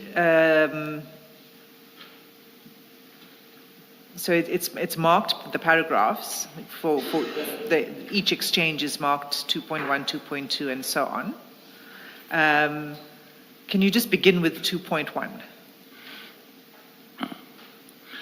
At 8:23 and 30 seconds AM, Zulu 1 desk 4 Mike called Bravo Sierra 12 control. Okay, so do you know who Bravo Sierra 12 control No, I was? don't. Actually, I believe it was Sergeant Doe, is that correct? Yeah, it was Sergeant Doe. It's also in his statement, but we don't need to go there for now. But can you tell me why would he have been called? I don't know. Okay, and if you just continue reading the 2.2. 2.2, it's 22 seconds, 08:23:22. Zulu 1 desk 4M called Bravo Sierra control. Okay. So it will have been a double one. If they don't heard the first time, they will call a second time. Okay. And then 2.3? At 08:23:28, Bravo Sierra 12 said controller, Bravo Sierra 12, good morning. So is now this the response of? He's now responding to their call, yes. Okay. And then at 2.4? That is at 08:23:33 seconds. AM, Zulu 1, desk 4M, said, Eriton, are you going Eriton? 2.5? At 08:23:39 seconds, Bravo Sierra 12 said positive control. What does that mean? In other words, it's positive that he is going to Eriton. Answering them, are you going to Eriton in 2.4? Say positive control. In other words, he's going to Eriton. Okay, and 2.6?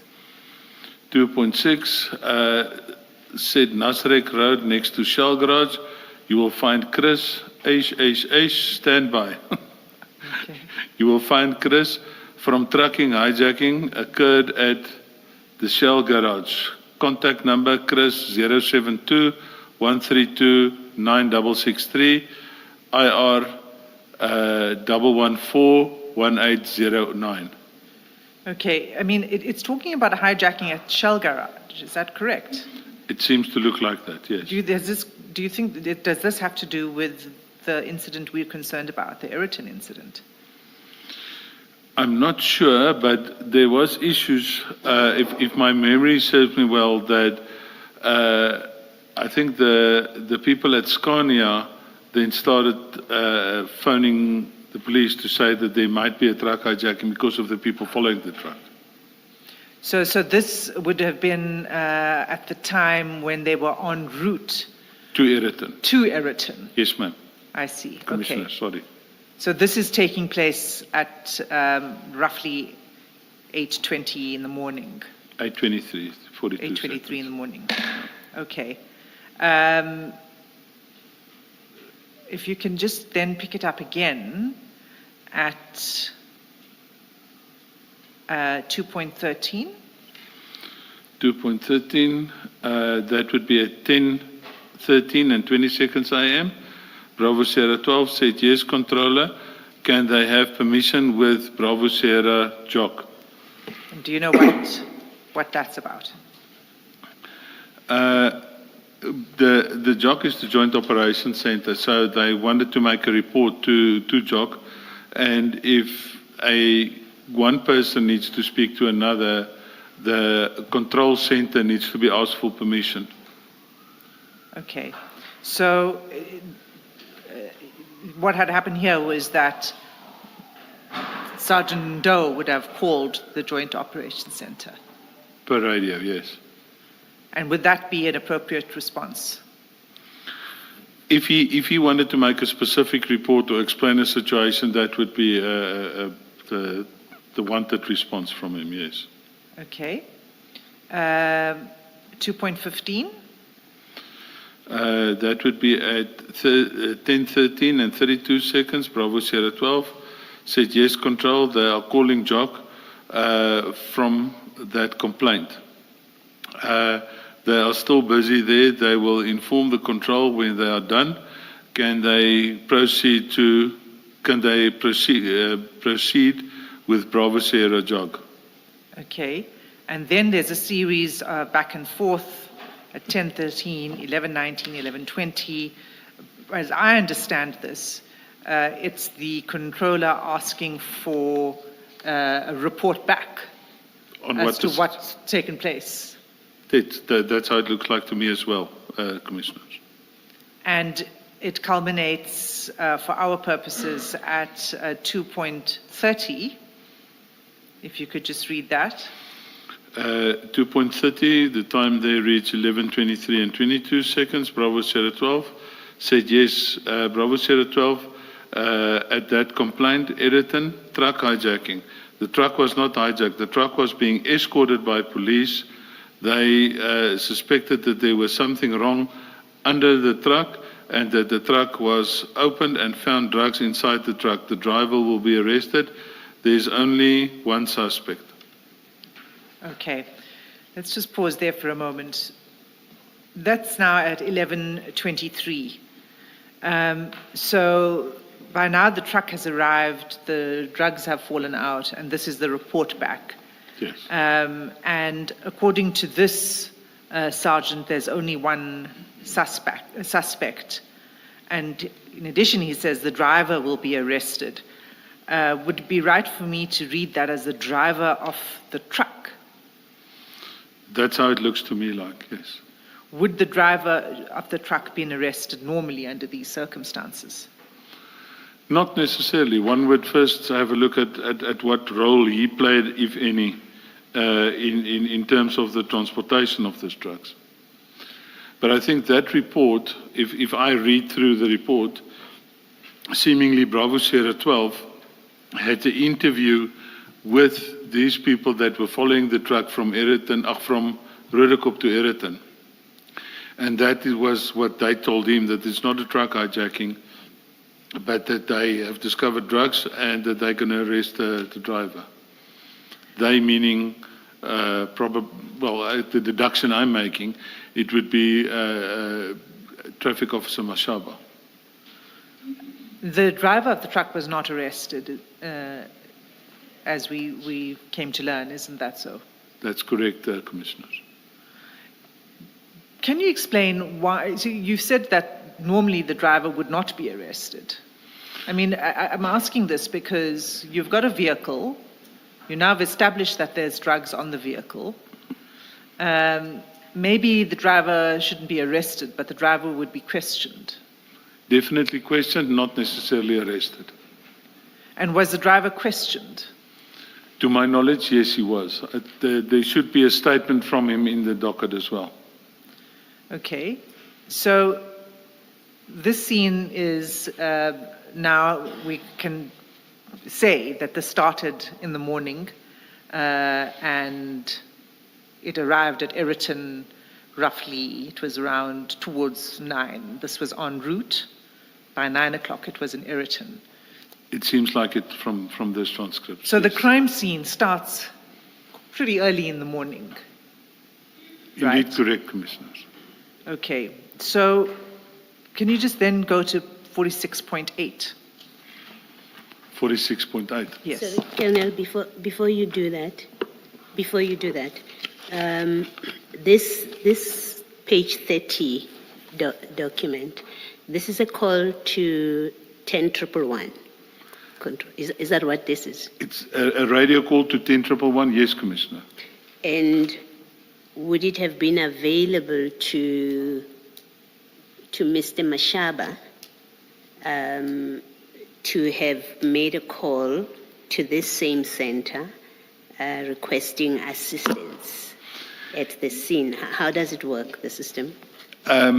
The system, in essence, would work as follows. He would be able to make a telephone call to 10111, or he would be able to, maybe if he's got a traffic department radio with him, he would be able to call into his control center and request to be patched through to the 10111 center.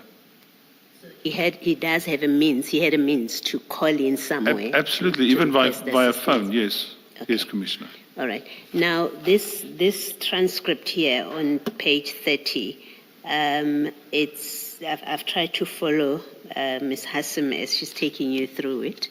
It's very difficult for me to form a picture of, in fact, what was happening in this communication. We know from Ms. Hassim that B Bravo Sierra 12 is Mr. Ndou, she says. But what is a summary of this communication here? If I read through it and if I, with my experience, try to, excuse me, to make sense of this, is what happened was that a call came through, and in the 10111 center, they know where the vehicles are. So the 10111 center would naturally call a vehicle close to the scene and say, please go and have a look, please respond. We have a report of a truck hijacking at this specific address. Then Bravo Sierra 12 responded, and seemingly they then had a conversation with this, Mr. Mashaba and company, and they received the explanation of why are they following the truck, and it's not a truck hijacking. And then eventually there at 11:23, it was said that they have indeed escorted the truck, and the police, in my opinion, refers there to themselves, Mr. Mashaba and the people, and that they believed that there was something wrong with the truck, and that when they opened the truck, they found that there was drugs inside the truck, and they were of the view that the suspect in this case would be the truck driver himself. So Mr. Ndeu would have been responding to what he had on 10111, and then Mashaba explained what it was about. That's what it looks like to me, Commissioner. All right, thank you. Thank you, Colonel. Thanks, Ms. Hassan. Maybe can I just clarify that a little further? Is it not that Sergeant Ndou went to the scene and that he was reporting back that this is what happened, rather than Mashaba relaying it via Sergeant Ndou, if you know what I mean? Right? He goes to the scene. He responds to the call. Yes. He goes to the scene. He calls Jock. So he calls for reinforcements. He goes to the scene. He establishes what's happening, and he's he obviously hadn't reported back to 10111, which is why they then call him a couple of hours later to get a report back to, and I skipped over it, and maybe that wasn't so good idea, because what it shows is that, as I see it, the radio controller saying that the supervisors are on their neck, meaning they, in the call center, need to be able to sort of close off The complaint. the complaint. Yeah. Yeah. So they call back to him to get a report back, and then he reports back with what he says at 2.30, paragraph 2.30. If I read this thing, it's clear to me, in my opinion, that Sergeant Ndau must have interviewed people to establish what exactly was going on. Yes. Thank you.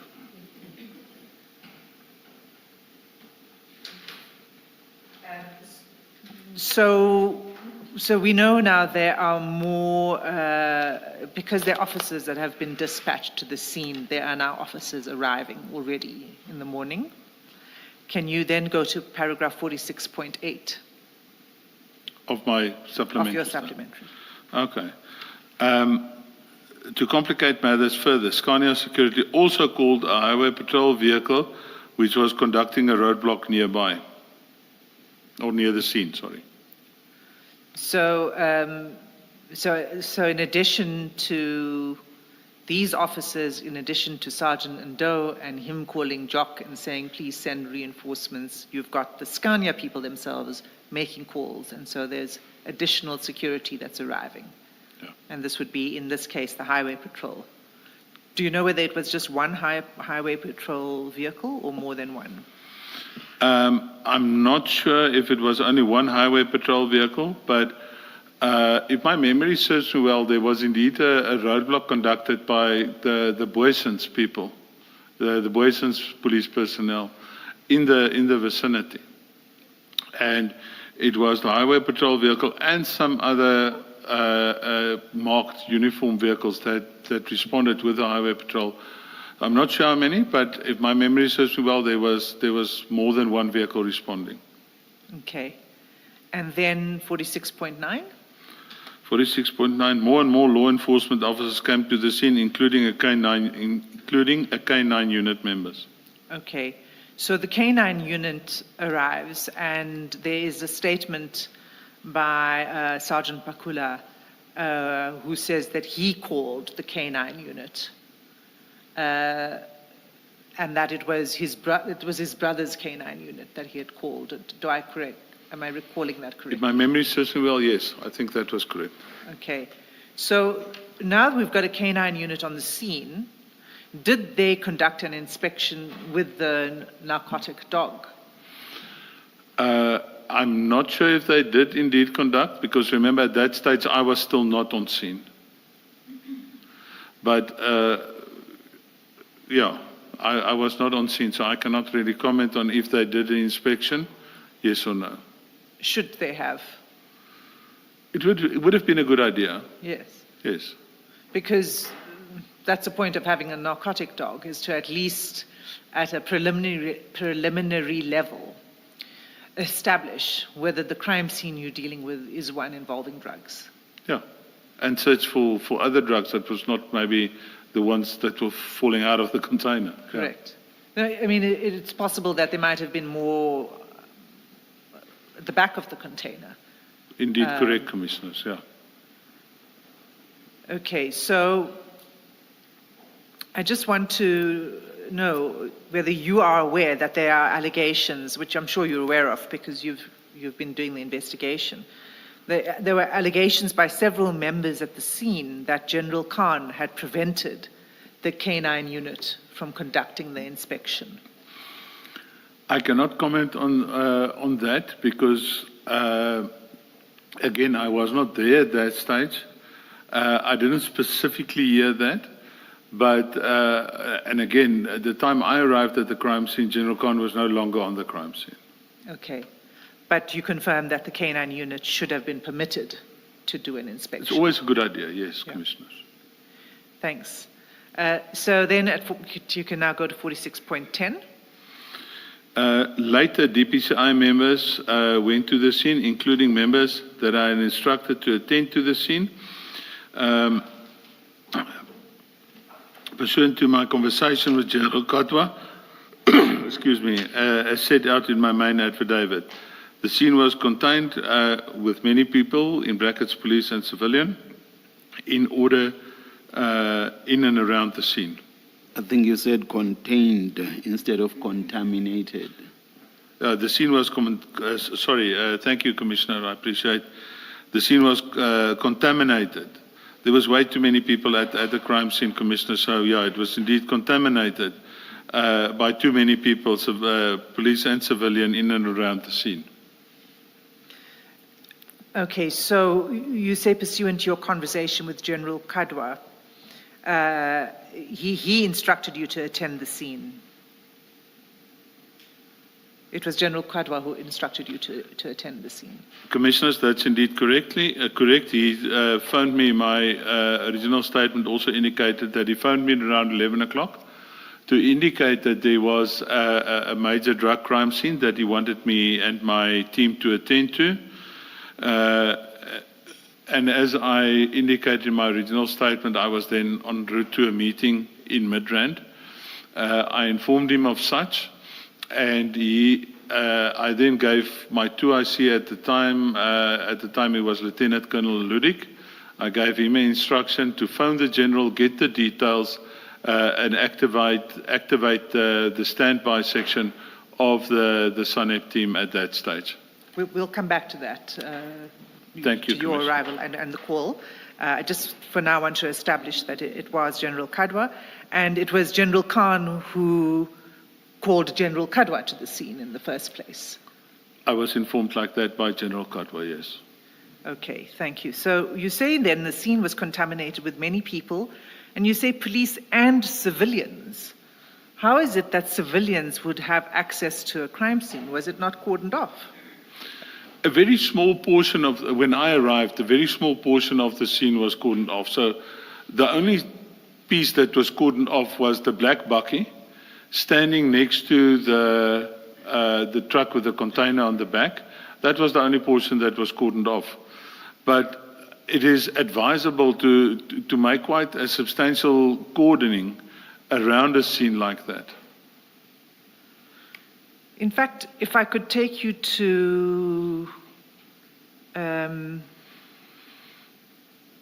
national instruction, which is included in the exhibit file, Chair,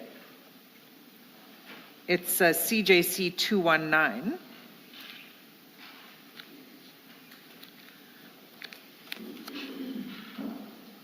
And if you could go specifically to page 139.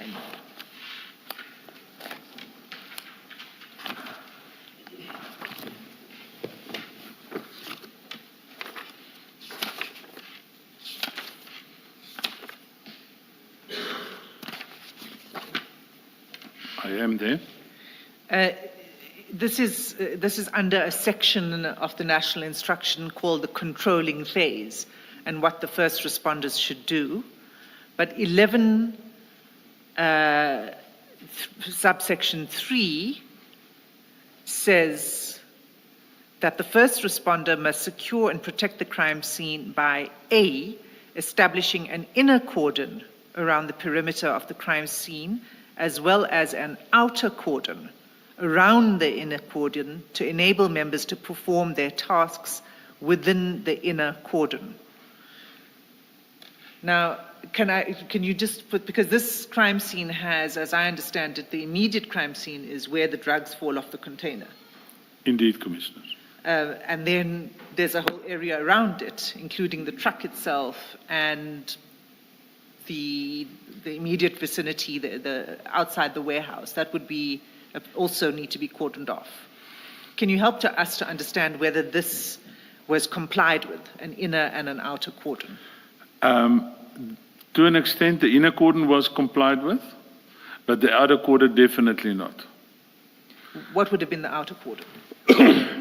As I indicated, Commissioners, the outer cordon would be a little bit of a wider area because it's like certain people with specific taskings would be allowed in the inner cordon, whereas other people with other taskings, maybe just taking statements and the like, would be in the outer cordon. So, in fact, maybe what would help is if we look at the sketch plan Yes. of the scene.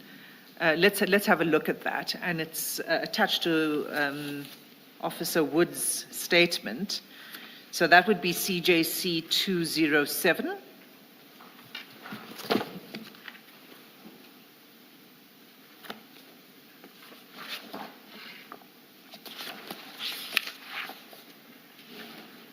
It's at page 21. 23.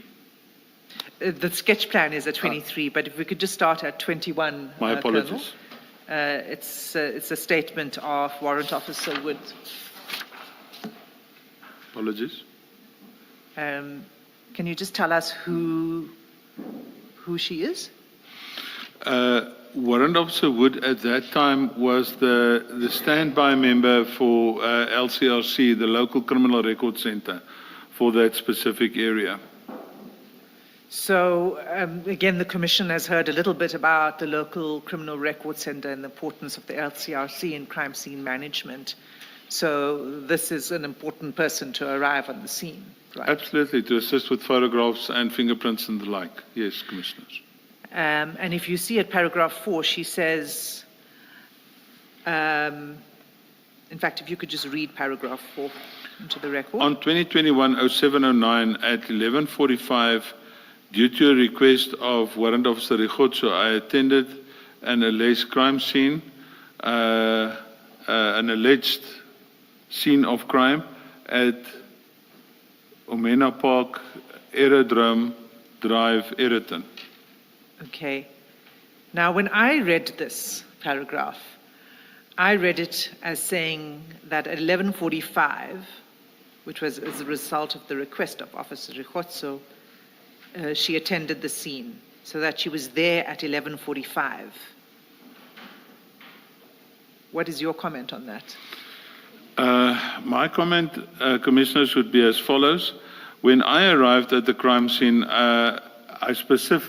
one of the things that the investigating officer, Captain Sebola at that time, Captain, requested me was to find out what the delay was in LCRC's arrival on the scene. And remember, my original statement would indicate that I only arrived at about 1.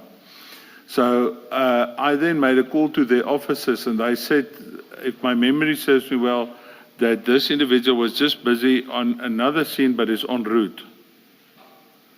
So she wasn't there when you arrived? I did not see her there, and the investigating officer also didn't see her there. And you Because arrived at around 1 o'clock? So, I arrived at about 1, Okay. yes. So this paragraph 4 at 11:45, it's not correct. Maybe she got a call at 11:45. I think that would be more correct, Commissioners, yes. Okay. So then we have the crime scene. Page 22 is the index to the sketch, and then 23 is the sketch itself. So if we have a look at 23.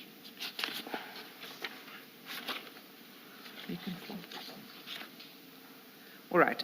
What are we looking at here, Colonel? This would have been the crime sketch of the crime scene at the time when Warrant Officer Wood was on the crime scene and what she has observed. And we see in the sketch the alphabets A, B, C, D, E, etc. Can you just tell us from the sketch which is the actual container, the truck with the drugs? That would be A, Commissioners. And what is B? B would be the black bucky, Commissioners.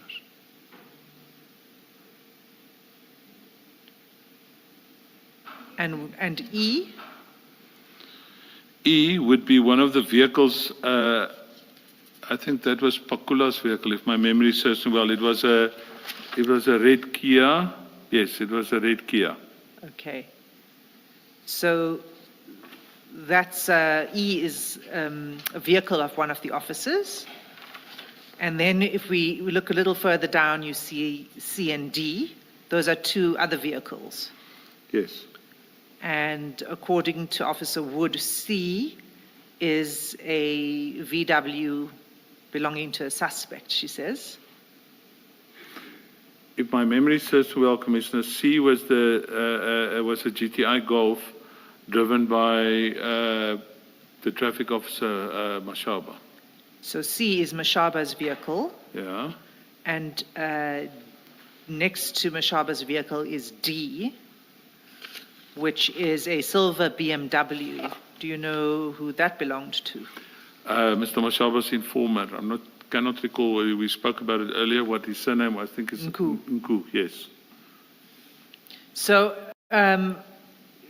they parked next to each other. How big is this area in the sketch plan? It is quite a big area. That inner area there, I would say, is at least twice the size of this venue that we're in width, Okay. and maybe 2-3 times in length. And if you were to describe, based on this sketch plan, where the inner cordon would be, where would that be? The inner cordon would typically be from the container in front of vehicle E, around vehicle A, and there where it's written on the sketch where warehouse 7 starts. Okay. And the outer cordon? The outer cordon would be from the outside of, in my opinion, from the outside of warehouse 7, the top line of warehouse 7 to at least the bottom line of warehouse 4. And then I would also have cordoned off vehicle C and D. Okay, so quite a large area. Yes. And that, you say, was not cordoned off? The outer cordon was The outer not cordoned off on my arrival. Okay. Do you know why it wasn't? Who was in charge of the scene at the time? At the time that I arrived there, I was informed that Captain Sibola was the crime scene manager, and so he was in charge at that time of the crime scene. So, I mean, this is disturbing because when you arrived, it's 1 o'clock. Yes. So many hours have gone by, as we saw from the radio, two-way radio call that started in the morning. This is 1 o'clock when you arrived, that had not taken place. Okay. So read 46.11, please, into the record, and then we'll move. Before you do that, Colonel, in an operation such as this, Sorry, Commissioner, I didn't hear you. in an operation such as this, where information, according to Mr. Mashaba, he got the information on the 8th for the first time from his informer. And you've testified what happened on the 8th. He went to, I think, Yellow Jersey, and he was told, no, you can't search. Correct. And the following day, they escort this vehicle to the truck to Scania. Can you think of a reason why the informer would be on the scene, on the crime scene? I cannot think of any reason now.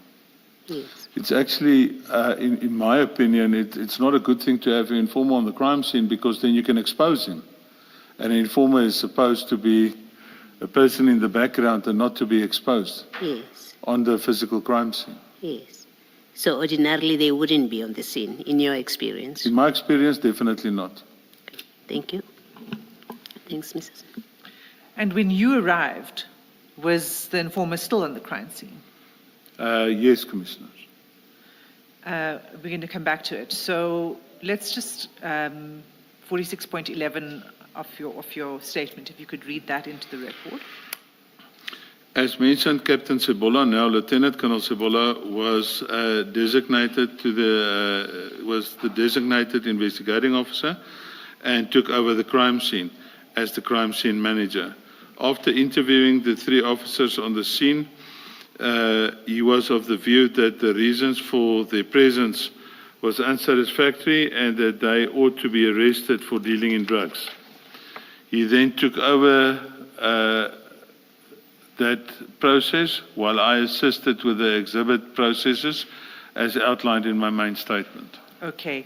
So this is the appropriate place now for us to go to your main statement. Can we go to that statement, please? Yes. Because you now deal with your involvement in detail.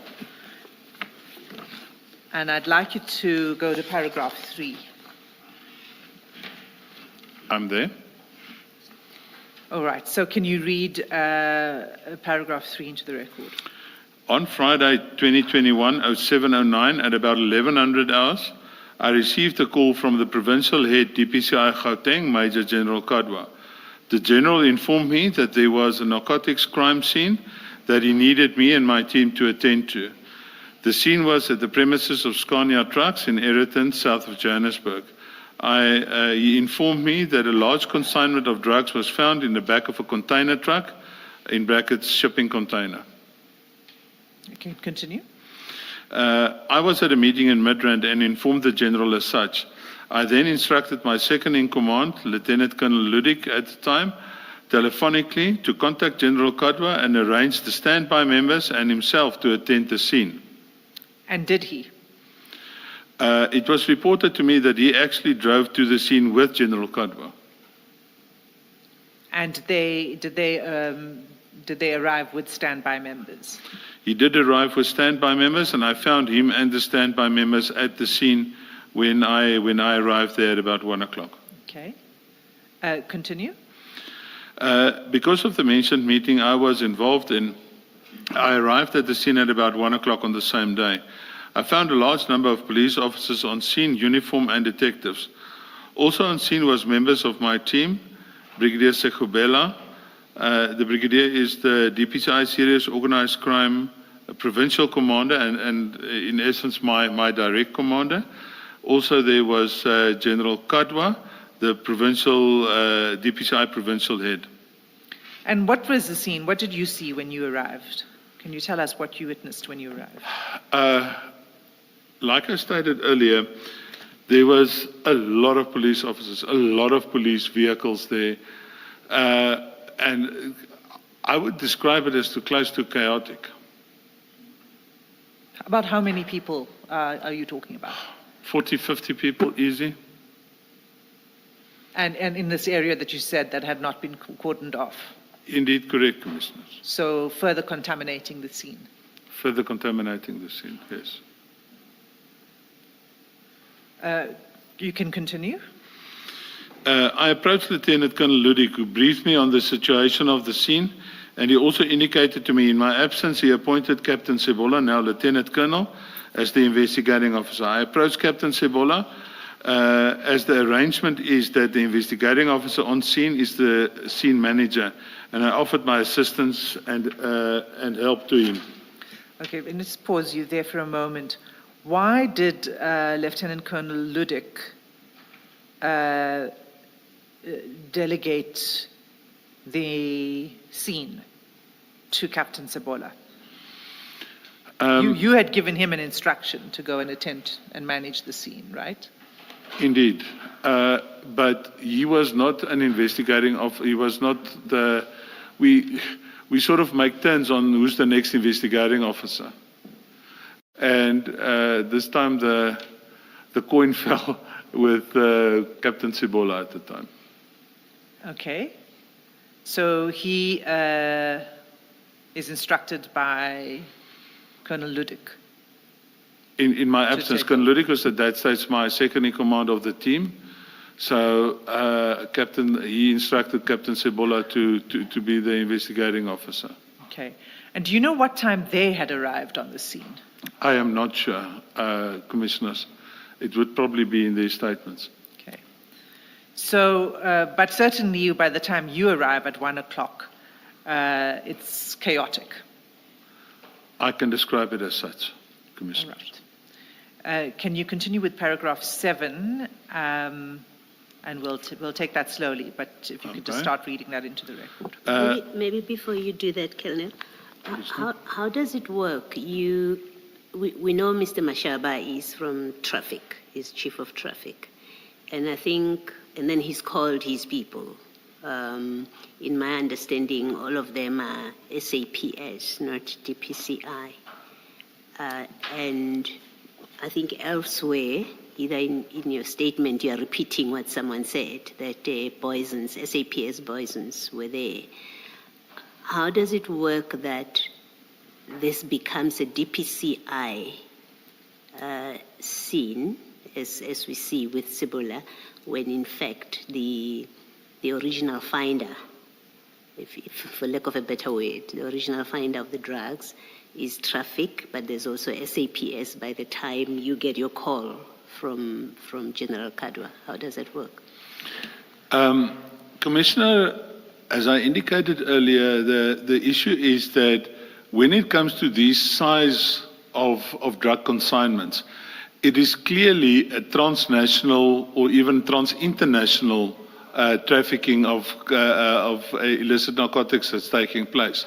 So that's why the DPCI would typically take over such an investigation.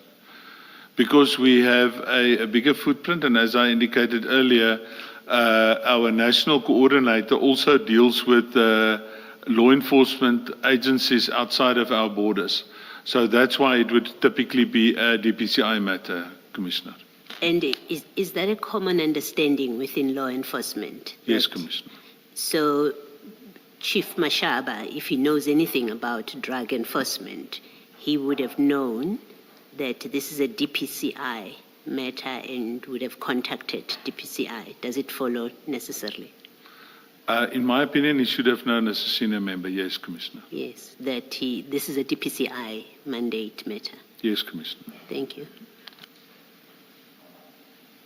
Thank you, Colonel. Paragraph 7.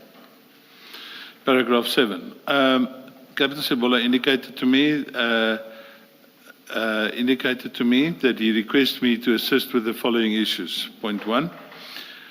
He complained that there were too many people within the crime scene. I instructed some of my team members to cordon the immediate area around the vehicles involved, the truck with the container, and the vehicles on which the exhibits was loaded onto. Non-essential personnel were moved outside the cordoned area. Okay, so is this now where you establish the outer The cordon? outer cordon, yes. Why did it require you to arrive on the scene to do this if Captain Cibola was in charge? Captain Cibola, one must understand, as I mentioned, Commissioners, it was a chaotic scene, and I think he was more concerned with safeguarding the exhibits as our protocols needs us to do. The exhibits and the suspects, he was concentrating on that, and that's why I think he initially left the outer cordon not to be done.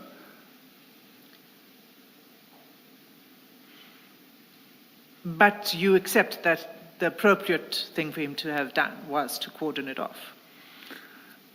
There were many officers on the scene that could have assisted to do that. Absolutely, it was. But at the end of the day, one should have been on the scene to realize how hectic it actually was. So to a large extent, I understand why he did what he did. Because he was trying to... The scene was seriously compromised and seriously contaminated at that stage already by the number of people on the scene. So in trying to start dealing with that, I think he just, it was an elephant that he needed to attend to, so he started tending to it piece by piece and the like. And I think that's why the outer cordon at that stage was not a priority for him. That's just my opinion, based on previous experience with him on crime scenes. It was an overwhelming scene. It was one of the biggest scenes I've ever attended to personally as well. Right. And was General Kadwa still on the scene when you arrived? Yes, he was. And what would have been his responsibility in a scene like this? Chaotic, overwhelming, And I'm not making any judgment calls here or anything on Captain Sebola. I'm just saying that this is the reality of the scene. And you have General Kadwa, who is the provincial head. What would have been his responsibility? Generally speaking, the General Kadwa would not have involved himself in ground operational issues. So he would have not instructed people to coordinate to do X, Y, and Z. Typically he would just be in the background and he would be briefed what was going on. Okay, I'm going to come back to that because I do find this interesting, the extent to which there is a lack of control here, right, of the scene. So the first thing is you move in and you cordon off the outside. I instruct people to cordon off, to do an outer cordon, yes. All right. And then paragraph 2? He requested members to assist in taking witness statements. I also tasked members to talk to Captain Sebola for him to indicate whose statements needs to be taken. Okay, so you assisted with tasking members on Yes. Captain Sebola's behalf. All right. Paragraph 3? He indicated to me who the suspects were and requested members to deal with them. I tasked members accordingly. Okay. Now, on this point of the suspects, what were you assisting him to do? When you say you tasked the members accordingly, what were they meant to do with the suspects? Start interviewing the suspects, start taking their warning statements to get a better gist of the crime scene and their role on the crime scene. And that would have been, who were the suspects? Mr. Mashaba, Mr. Ndau, Pakula, and I cannot now remember the fourth one, but there were four suspects, Commissioners. Was it not the informant? That was Nku. That would have been Mr. Nku, Commissioner. I think when you said Ndau, you meant Nku. Yeah. So, Sorry, Commissioner. So Pakula, I just want to also get a bit of clarity on this. And in order to do that, we need to go to the first statement you made on this, not for the Commission, but at the time. And that's your statement of 13 July 2021, which is CJC 203. And it's at page 1 of the bundle. Yes. Colonel, you should have been a doctor in your other life. My handwriting is a challenge. I've heard that so many times. So we're going to need your help here. I did read it, believe it or not, and with some difficulty. So let's just have a look at this statement. And what I would like you to read, well, you can read anything you want, but my particular interest was at paragraph 5.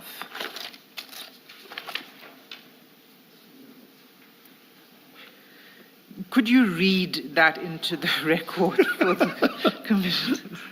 I ask, how do you know what's written in paragraph 5? Yeah, Commissioner, sometimes it's even a challenge for myself. But I will read it to the best of my ability. Thank you. I was assisting with the general working on the scene when I was introduced to Colonel Sipungu as being the commander of Warrant Officer Pakula, a member of the National Investigation Unit based in Pretoria. Warrant Officer Pakula was one of the persons placed under arrest. I then, in the presence of General Kadwa, I asked Colonel Sipungu if he was aware of the operation that his member was conducting. He indicated that he is actually on leave, but received a message from his member, Warrant Officer Pakula, at 0827 that he, Warrant Officer Pakula, was following up on drug-related information. He also offered to show me The message. to show us the message. I left the colonel and continued with my duties, and I recall that I now I have a Relayed. challenge. Relayed? Relate to Captain Sebola that we in due course should also obtain a statement from Colonel Sipungu, and also indicated to him that what the colonel said. Okay. So, when Officer Pakula, before Officer Pakula, what this says is that before Officer Pakula arrived on the scene, he did call his commander. That's what's indicated to me, yes. Okay.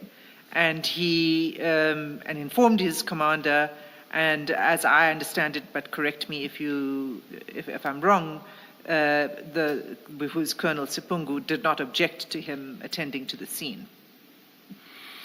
It didn't look like that. Colonel Sipungu, as I remember correctly and as I stated here, was on leave at the time. So Pakula should have informed whoever was acting in Sipungu's place, but that is just my view of this. But even though he was on leave, he came to the scene, Colonel Sipungu. That's correct, Commissioner. Is that normal? No, that's not normal. If you're on leave, you're on leave. You're not supposed to involve yourself with official duties when you're on leave. So you then inform Captain Sebola of this conversation, and you say to him, this is what was told to you, and that a statement should be taken from Colonel Sipungu. That is indeed correct, Commissioner. Okay. And do you know whether that statement was taken at the time? I think it was taken later, but I cannot confirm that. Okay. Let's move to paragraph 4. 7.4 of your statement. We're back to your statement. Sorry. Okay. He requested members to deal with the exhibits. I then, and this I remember specifically because there was an issue later. I specifically tasked Captain Norkia and Warrant Officer Morris to deal with the issue of the exhibits, the safeguarding, counting, and general handling of the exhibits. Okay. I want to deal with this exhibits and the counting and in a bit more detail. So I'm going to come back to it. Can you first read in paragraph 5 before I come back to paragraph 4? He asked me to contact FSL and LCRC to assist with the handling of the exhibits and the photographing thereof at the scene. I adhered to the request. Forensic Science Laboratory indicated that they were not able to assist as they were running on skeleton staff because of COVID and also had a problem with storage space. LCRC was busy at another scene, arriving a little bit later, and dealt with the photographing of the scene and the exhibits and the leftovers, in inverted commas, of the black carry bags, as well as that was handed to the LCRC member for DNA and fingerprint analysis. Okay. So just on this point 5, we saw in the Port Shepstone case a similar thing. It was a chaotic scene. Indeed. There was contamination. It destroys the integrity of the evidence. Right. Yes. The second parallel here is, like in Port Shepstone, the lab didn't have storage space to take the drugs. Yes, Commissioner. What is the problem here? Why does the lab not have sufficient storage space?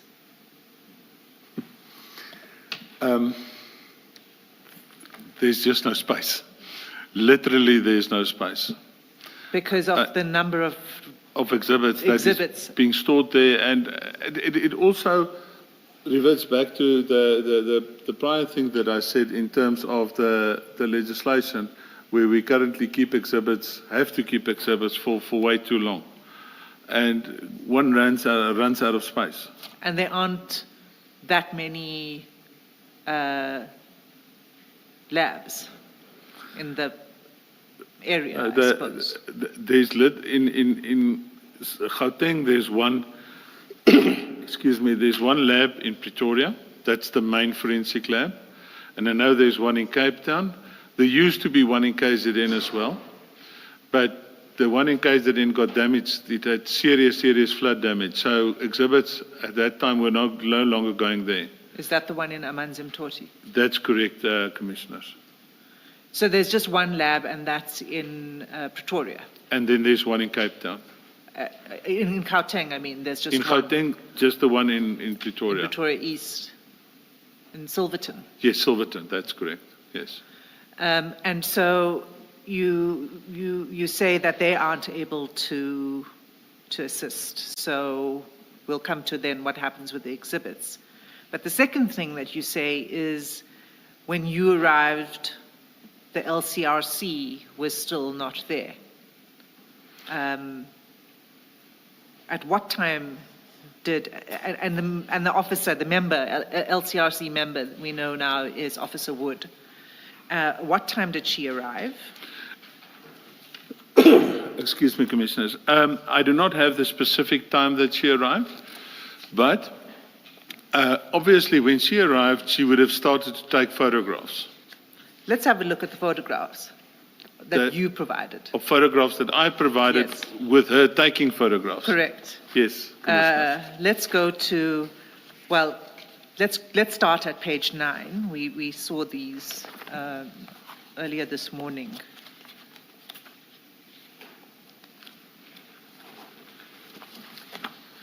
Okay, so as I said, I'm going to come back to the exhibits and the counting of the exhibits, but for now, this is a photograph that would have been taken. This is not the actual photograph taken by Officer Wood, No. but she would have taken photographs of the Similar scene. photographs, yes. And page 10. That would be correct, Commissioner. And page 11. Page 11, Can you tell us who are the people in this photograph to start with? I'm trying to see, I cannot recall who's the person with the orange jacket. Next to him would be my good self. I also do not know who's the person here with the back to us, and the person, last person there looks like, or the second last person, that looks like Warrant Officer Woods. And the next photo will show us better. And But then, before we move up to the next photo, this looks like it's at night time. indeed correct, Commissioners. One should just bear in mind that around 5:30 in winter, it becomes dark. Okay, it's already getting dark. Indeed, Commissioners. What are the bags that are being handled by the officers? These are the bags that the remainders of the black bags that we saw in the earlier photographs. The remainder of the black bags was put in these evidence bags, and she was busy photographing the remainders of the black bags. As I indicated, it was given to her on the scene, but she would photograph it before she leaves with it to go and check for DNA and fingerprints in and outside these bags. Okay, so if we look at page 12, That would be Officer Woods taking the photographs of these bags to if I have a look at the picture as it lies in front of me, to the far right. And I see now the person there to the far left, that looks like Captain Norkia. to the far left in the With his orange. No, back towards the photographer this side. I see. Right next to the bags on the left-hand side, right opposite Officer Woods. I'm not sure I follow exactly. Is it the person, there's a person with a long coat? The person with the long coat looks like Brigadier Sekobela, my direct commander, and then just in front of her, In to front her of her. left-hand side, that would have been Captain Norkia. Okay. And finally, page 13, who are, well, we can see Officer Wood still taking photographs. Officer Wood still taking photographs. That looks like these would have been two members from my team.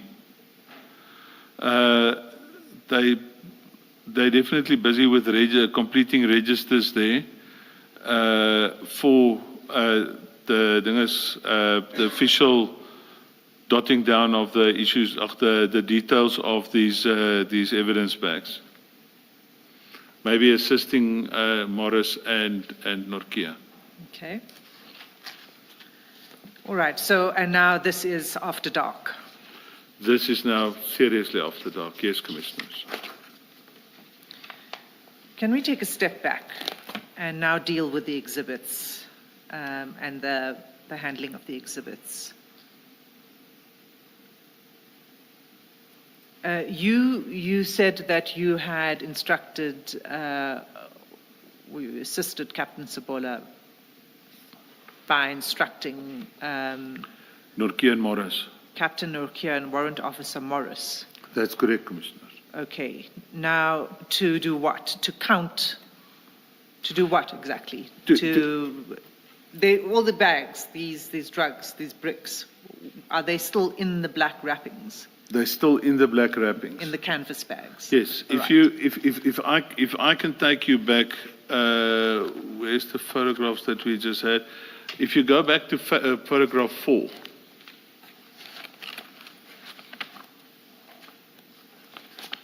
Yes.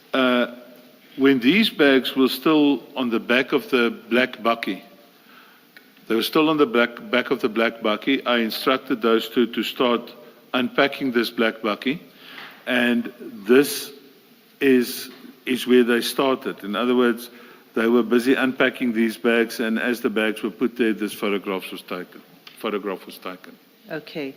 So these were now the photographs of the bags, about 23. And then what is the next step? The next step would be to open these bags and inspect the content of it.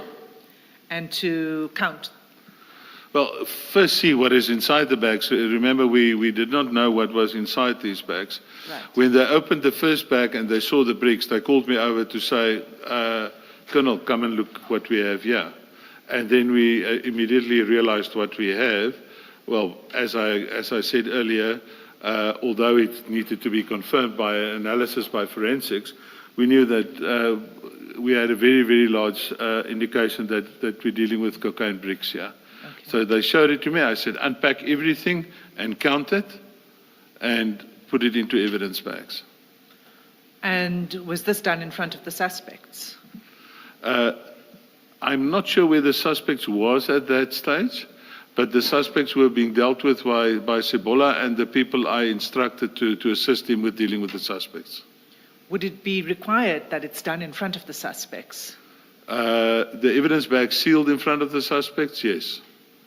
But you're saying you don't know whether it was done or it was not I'm not done? sure if it was done, no. Okay.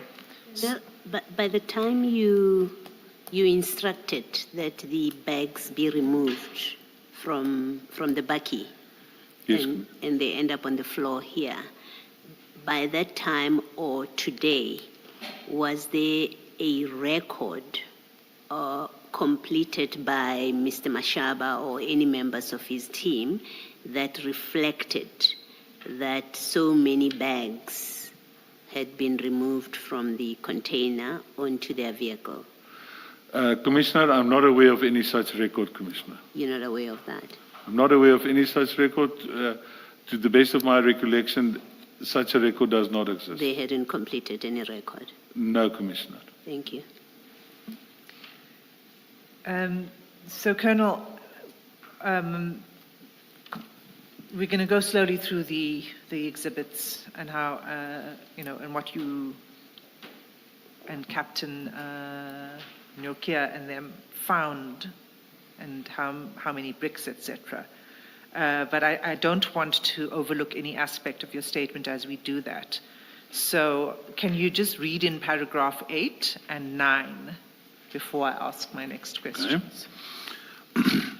I generally assisted and supported Captain Sebola and other team members with their duties on the crime scene. I was happy with the way in which Captain Sebola dealt with the issue of the crime scene management. Although the scene was already seriously compromised, we dealt with it to the best of our ability. I also tended to all immediate reports that needed to be submitted. In specific relation to handling the exhibits, I would like to state the following. The exhibits was packed in black bags with handles. The two members who I assigned to deal with the exhibits, as mentioned supra, opened these bags and showed me that it contained bricks. These bricks was wrapped in black and transparent wrap. Out of experience, the team believed this bricks to contain cocaine. In brackets, this, however, would only be confirmed by forensic science laboratories analysis and weighed plus minus 1 kilogram per brick. These bricks also had markings on it, and the two I can remember was a bull red in color and a seagull in black color with a white background. These bricks was packed out, counted and photographed. The count came to 715 in total. The bricks was then sealed in official exhibit bags and recorded in number of the bricks per bag and bag numbers. These exhibit bags have specific and unique serial numbers as well.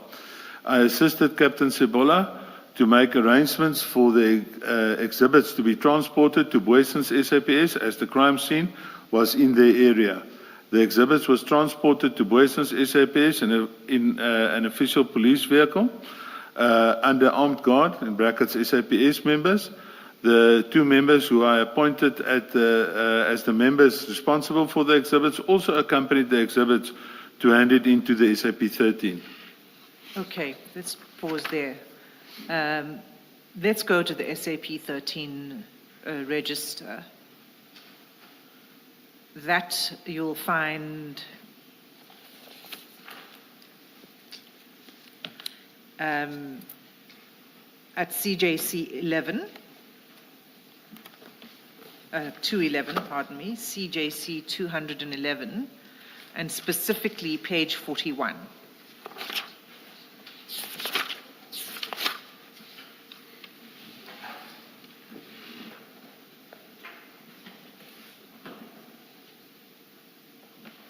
Have you got it, Colonel? I have, sorry. So am I right that this is the SAP 13 register? This is definitely SAP 13 register. And we see on the left-hand column on that page the date 9 July 2021. Right? Yes, ma'am. And then and then it says which station in the second column. And it lists the crime, dealing in drugs. Correct, Commissioner. And then the third column is the column that describes the exhibits that are booked in to the register. Indeed, correct. And it starts at 3.1. Correct. Can you just, we don't need to go through every single one, but can you just describe to us what's contained here in 3.1 to the end? 3.1 describes one, in brackets 1, times sealed bag with serial number PAB 000297151 containing 18 times 1 kilogram bricks. I can't read that word, suspected cocaine. Possible suspected cocaine. Right, so that's 3.1. So each entry, if we look down that column, it goes all the way to 3.49. There's one page duplicated. But if you go all the way down, scroll down, it goes to 3.49. Correct, Commissioner. Now, I've counted these, and in fact, it amounts to 684. I don't know whether you've checked this count. I haven't checked it, no. It amounts to 684 bricks, a total 684 bricks. But I think the reason for that is if you look at 3.12,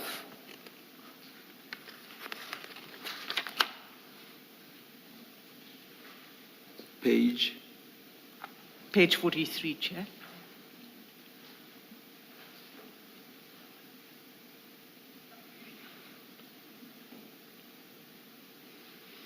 Yeah, they didn't write in the number of bricks. Correct.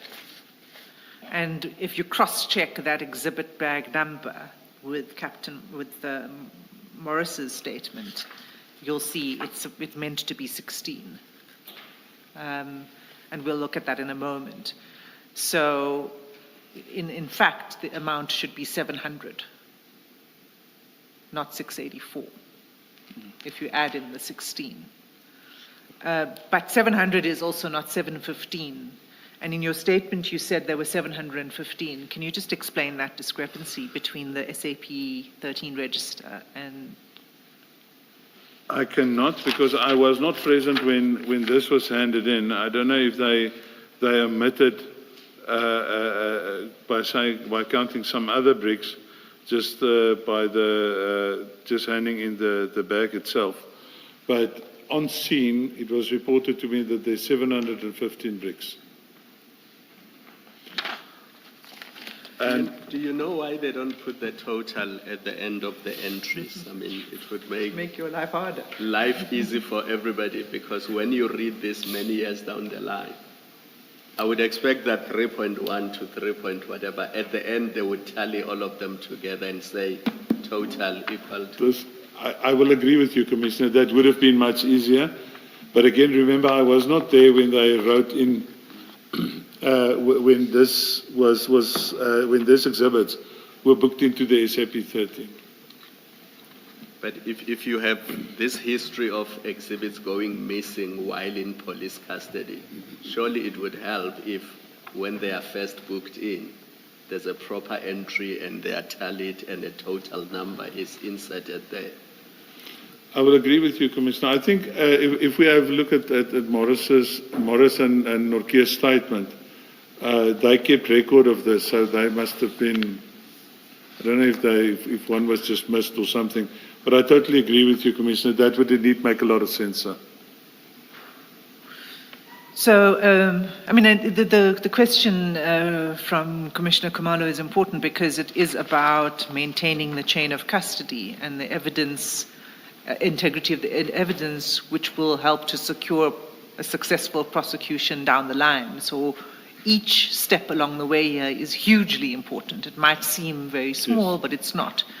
So the error in the SAP 13 register at 3.12 looks like it was just an error if one does a cross-check, but it could become significant. Yes. And it's an important thing to get correct. And I think that's where why this question is quite important. But so what we have is the SAP 13 register, which amounts to 684. But let's say, well, we've seen 3.12. It was just an omission of 16, so it actually totals 700. But you say it should actually be 715. If we go to Warrant Officer Morris's statement, it is a warrant officer, am I right? Morris is a warrant officer, yes. So that would be CJC 206. And it starts at page 16.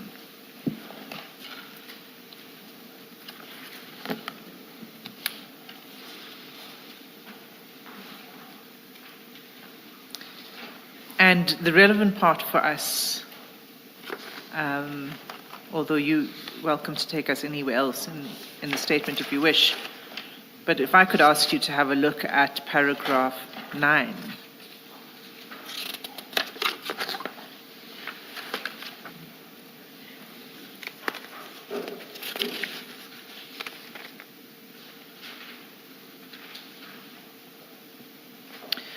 In fact, the first thing I should probably do is explain my own thinking. So, the SAP 13 register, you don't need to go back there because there's a lot of flipping of pages. But that 3.12, the exhibit number, was 296842. 296842. And if you look at paragraph 9 of Morris's statement, from the 6th sports bag, the second entry, you'll see 296842. Yes. Exhibit number. And it says 16 packages. 16 packages. Yeah. So I'm just explaining to you where I got the number 16 from, because that's the same exhibit number, and that's the 16 that had been omitted, right? Okay. So here in paragraph 9, what is Officer Morris describing? Officer Morris is describing how many of those blocks were packed into a specific unique forensic bag with a specific unique serial number. And then later, that was 14. Yeah, that was what he describes in paragraph 9. Right. Now, on my count, that adds up to 700, not 715. Okay.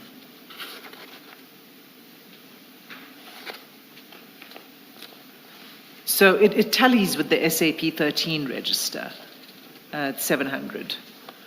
But then where does 715 come from? I still don't then have an answer to the discrepancy. I think, Commissioners, I think it will just be good and well for Warrant Officer Morris and Norkia to explain that discrepancy, because on scene they reported to me 715 blocks.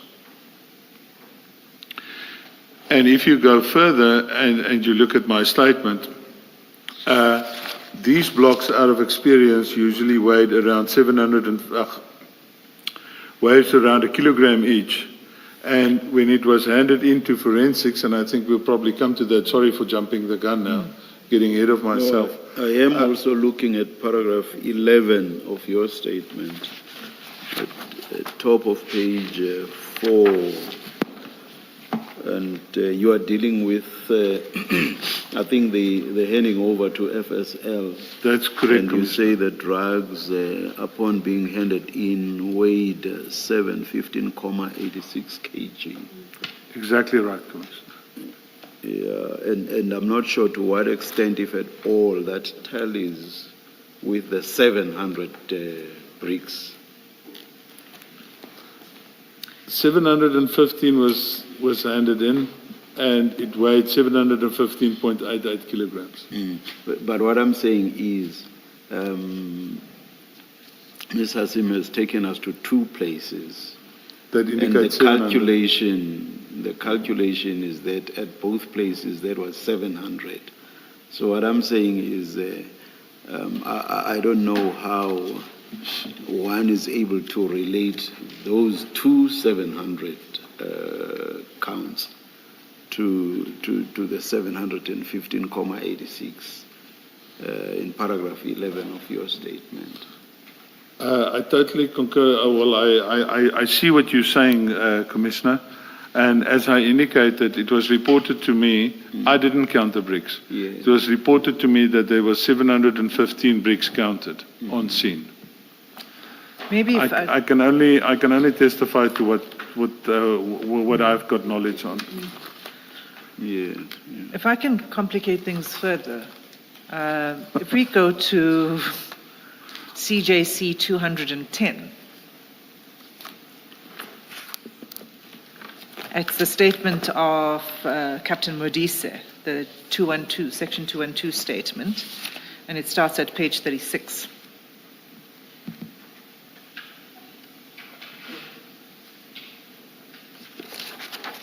Okay.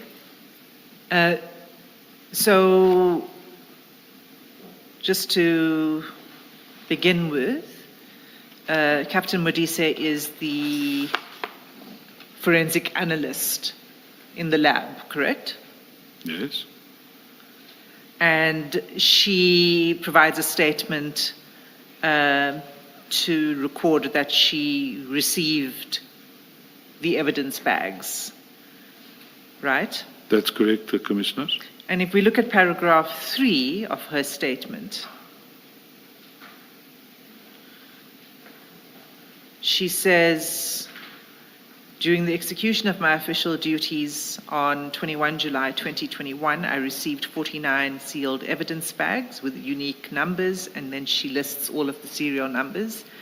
And we know there were 49 bags. But the last sentence of that paragraph says the total number of solid substance blocks was 715.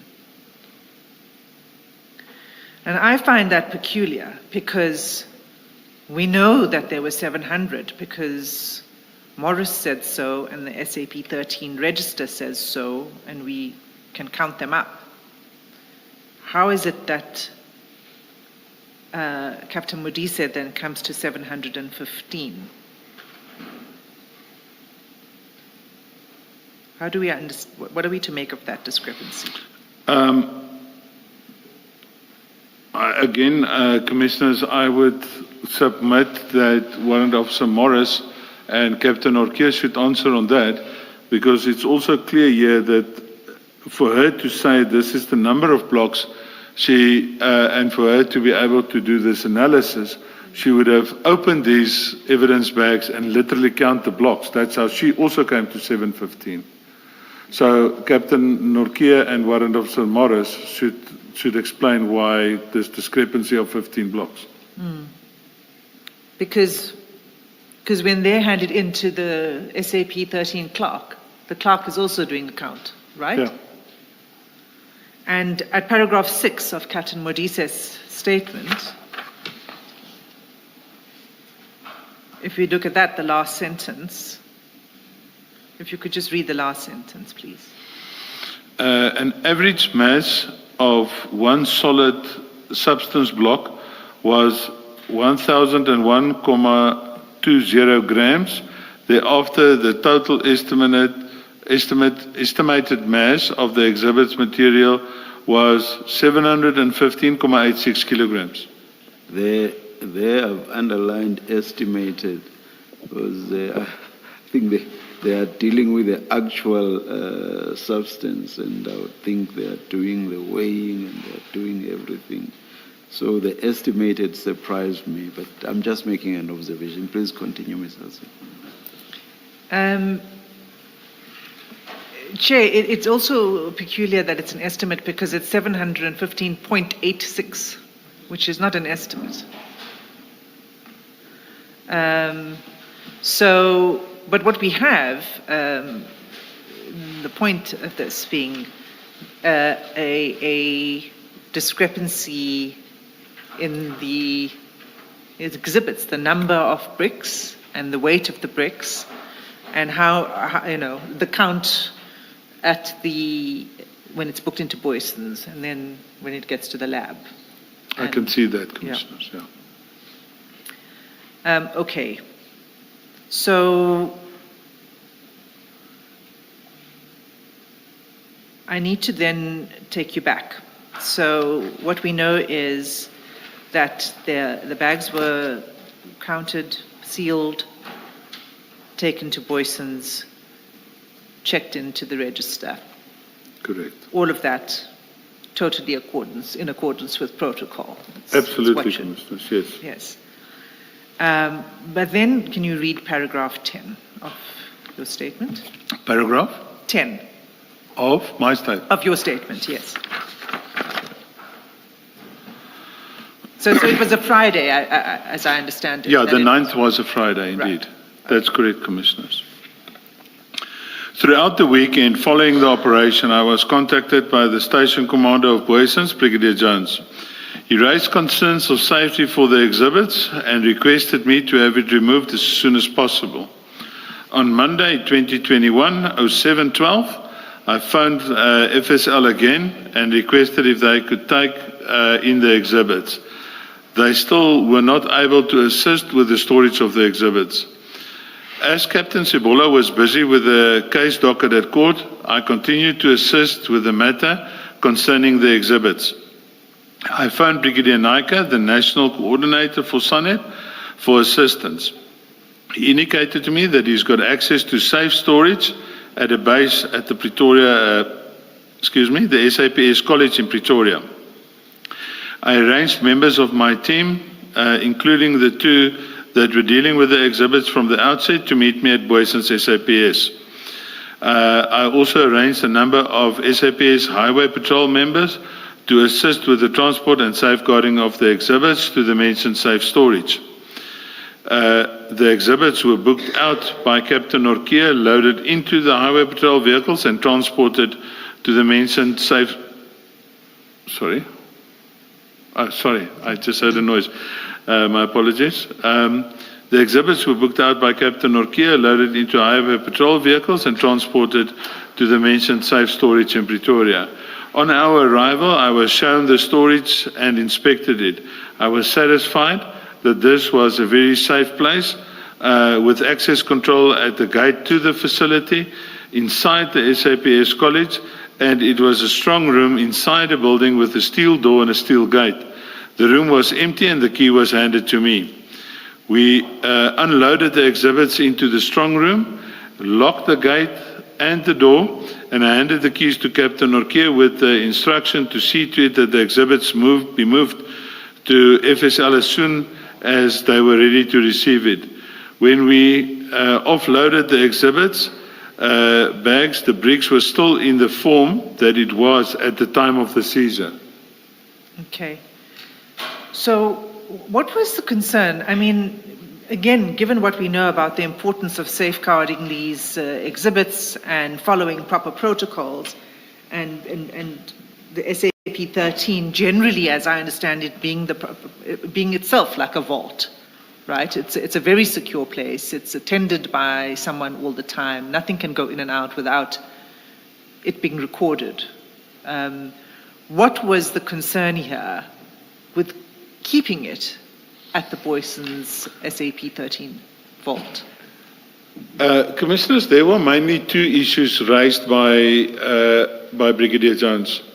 He firstly indicated to me that this arrest of these four people drew a lot of attention, and there was more than usual, actually he called it a large number of visitors there throughout the weekend, and he said that there was even demonstrations outside the police station. He further indicated to me that he believes that his SAP 13 storage facility is not safe enough because he doesn't have a 24/7 guard or video cameras or anything like that. So he was concerned for the safety of these exhibits. And, you know, at that stage I had to try and mitigate the safety of these exhibits, because if something would have happened to these exhibits, he would have turned around and said, I told Steyn to make a plan and now he's not making a plan and now there's a trouble. So that's when I stepped in and made alternative arrangements in an effort, as I indicated, to try and mitigate the safety of these exhibits. And was his concern that the protesters might try to his concern that the suspects might have a hand in the disappearance of the drugs. His approach was that there were a lot of extra movement because of this case around his police station, and he raised that as a general concern. I cannot comment on his train of thought per se during his telephone calls to me, but he had, according to him, he had serious concerns about the safety of these exhibits. Did he mention the size of the hall, that it was unusual for his police station and that made him uncomfortable? Because I recall you earlier saying it was one of the largest you've ever come across. Commissioner, he raised the issue of the value of this exhibit during some of our conversations. Indeed, he did so. And he called you more than once. Oh, pardon me. Oh, no. Go ahead. He called you more than once on that He weekend. actually called me, for lack of a better word, and I do apologize. It was starting to get irritating, the number of calls he actually made to me. But I also, in hindsight, I understand why he made those many phone calls, because he wanted to also see to the safety of those exhibits. And in essence, although the exhibits was into his SAP 13 to a very large extent, the safeguarding of the exhibits or the whole risk in terms of the exhibits would also form part of our responsibility to an extent. Yes, Commissioner. Let's adjourn and resume at 2 p.m. Thank you, Chair.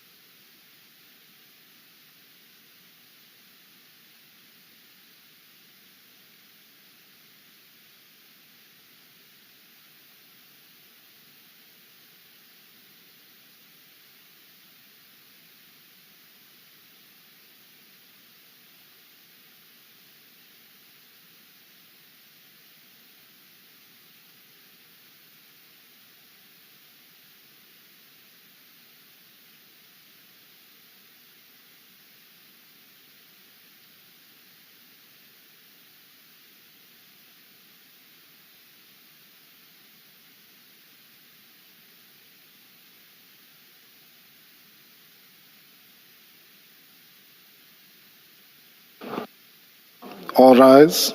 We are ready.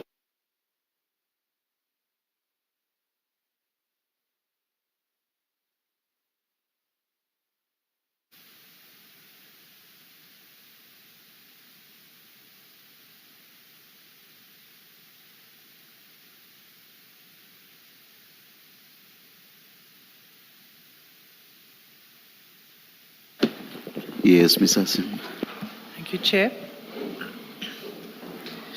So, Colonel, we were dealing with the number of bricks and the weight and all of that of the drugs, and we were last looking at the statement of Captain Modise, the forensic analyst. Just continuing on that, in that same vein, could we just have a look, please, at CJC 211?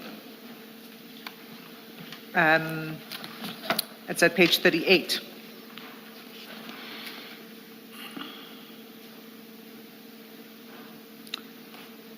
And you'll see that this is a 212 statement of another forensic analyst named Warrant Officer Mabasa.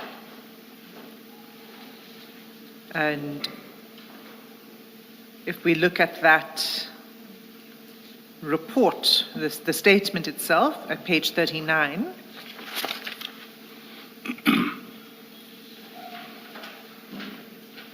and if we look specifically at paragraph 3, she says, during the execution of my official duties, 10 August 2021, I received one sealed evidence bag with number, and she gives the number, and she says it contained an amount of solid substance wrapped in plastic and adhesive tape. And then at paragraph 6, she determined that it is cocaine and that it weighs 1 kg. Can you explain how this one extra brick of cocaine arrived at the lab? Commissioners, yes. Initially, I was not aware of this brick, but it was reported to me by Captain Norkia that if we recall the photographs that was taken, the wrappings of the sports bags was handed to Warrant Officer Woods from LCRC to check up on possible fingerprints or DNA inside these wrappings. Seemingly, according to according to Captain Norkia, what has happened, one of these bricks got stuck inside this adhesive wrapping that was around these bags, and that block was missed. Probably because it was getting darker, the lighting wasn't that well. One of those blocks got missed, and it was then retrieved by Warrant Officer Wood, who then gave it to Captain Norkia, and he handed it in again. So this was it was trapped in the canvas bag, or in that plastic wrapping. Commissioners, if you recall that, as I indicated in that photographs, the wrapping was it had a strong adhesive on the inside. The wrapping where the canvas bags was wrapped into, and it must have gotten stuck in one of those, because the 23 bags that was unwrapped, as you could see in one of the photographs, Warrant Officer Wood is busy taking photographs of these bags in sealed evidence bags, and it was heaps of them. So I think it just got stuck in the inside of that adhesive wrapping of the canvas bags. Okay. That's the only explanation I got from Captain Norkia. We don't know whether there were any other bricks that went. It was only the one that was undetected. reported, Commissioners. Okay. So let's return then to your statement. It's paragraph 12.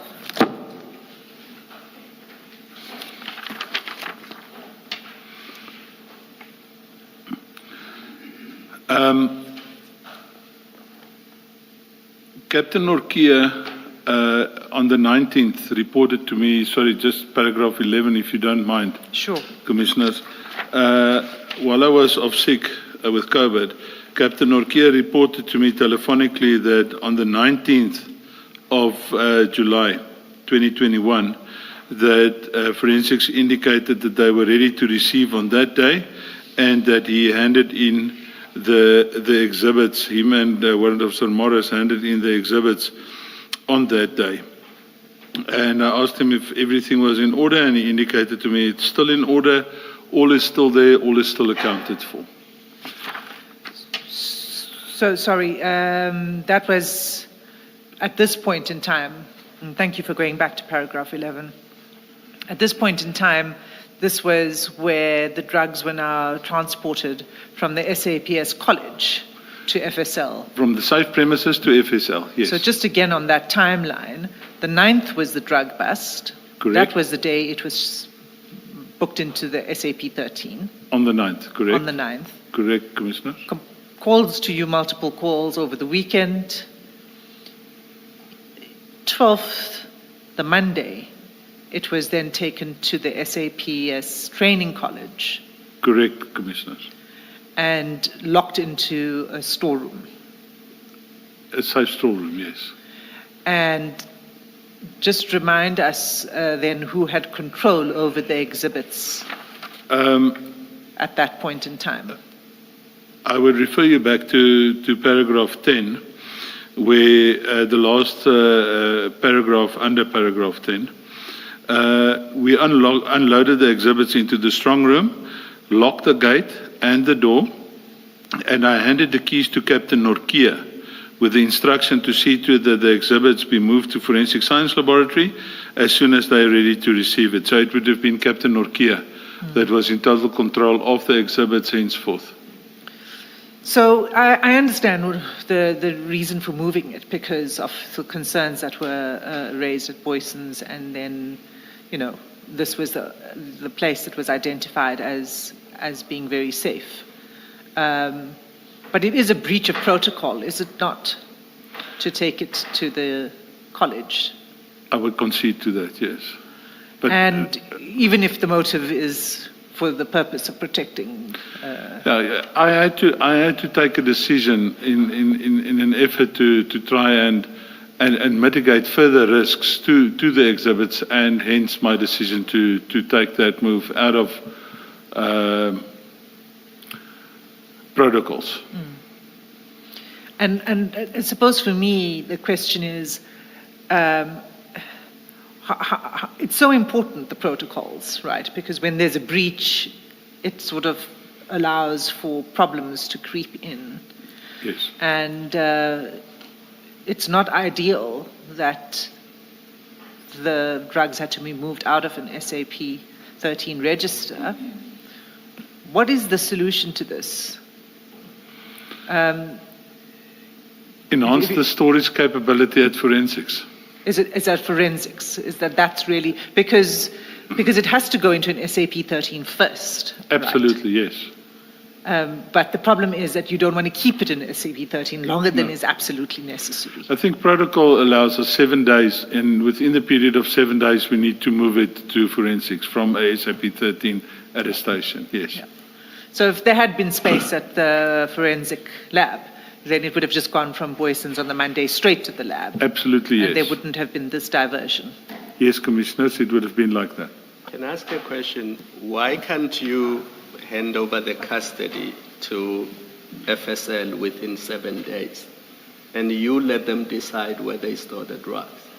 Because then you would have complied with the protocol, and it's their responsibility to find storage capacity. I totally get what you're saying, Commissioner. At the end of the day, one is to a large extent also in their hands. If they say, I cannot receive, I have to make alternative arrangements. Can't you say you are obliged to receive? Within 7 days, I must hand over these things to you. If you don't have storage capacity, speak to National Commissioner or whoever is responsible for these things to make an arrangement. but these things are now in your custody. They can't be in the custody of a police station or the Hawks or whoever the people are who initially discovered or are investigating the issue of the drug. I was at that stage of the belief that I cannot tell them what to do, although they're also aware of the protocols, Commissioner. And I just, as I've indicated previously, I just had to make an arrangement for, in lack of a better explanation, for the better of the exhibits, for the safeguarding to the best of my ability for the exhibits, until such time that they were able to accept it, Commissioner.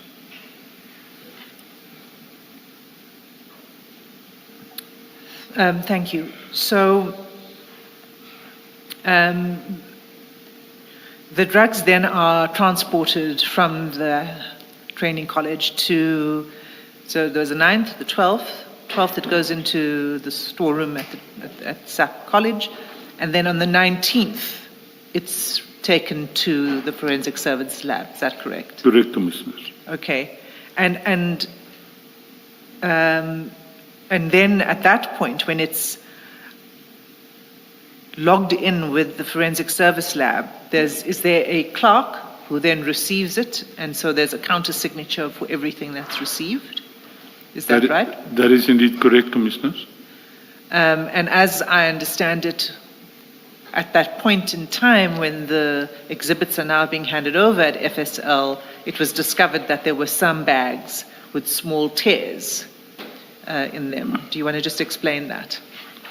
When Captain Norkia phoned me on the 19th to indicate to me that the bags were handed in, and I questioned him on the status of the exhibits. Like I said, he indicated to me that it was still in the brick form, it was still in the same evidence bags, but probably because it was moved a number of times from the crime scene to Boysens, from Boysens to the safe storage in the college, from the college then to forensics. Because these evidence bags, although it's quite thick plastic, I think because of the transportation and the movement of these bags, there was small tears in the exhibit bags. But according to Captain Norkia, the tears was so small that the bricks would not fit through a tear like that. But what happens at forensics when you get there and there's the evidence or the exhibits bags are compromised even in the smallest way or fashion, not properly sealed because it's got a self-sealing, you remove a strip and then it's self-sealing. Even if there's a small little problem with that, they refuse to accept it. So Captain Norkia explained to me that they, at reception in forensics, they actually resealed these into other bags that didn't have any damage to them, and it was then accepted as such at forensics. So they would be resealed into new bags with new exhibit numbers, new sealed numbers on the bags. Yeah. And I think there were about 8 such bags. I'm not sure of the count. I cannot recall that he gave me a specific count. He just said there were some of the bags.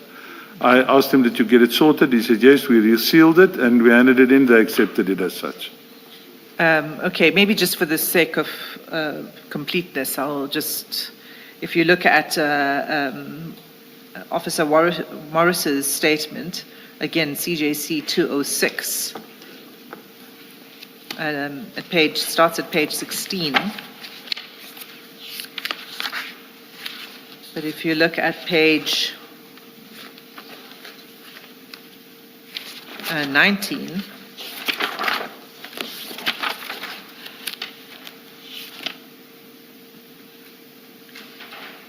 at paragraph 13, he says they transported, him and Captain Norkia transported the bags on the 19th of July to the FSL.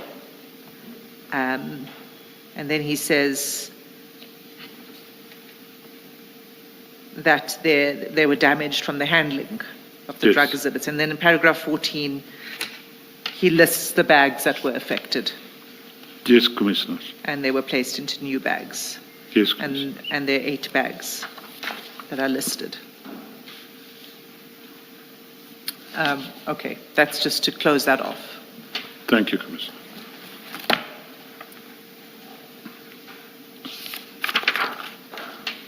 All right. And then I think we're then at paragraph 12.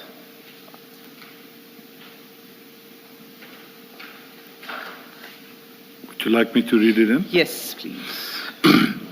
On my return from isolation, I further assisted Captain Sebola by inspecting the docket in terms of the investigation done and issued written instructions on the outstanding investigations. I also assisted with obtaining some of the outstanding statements.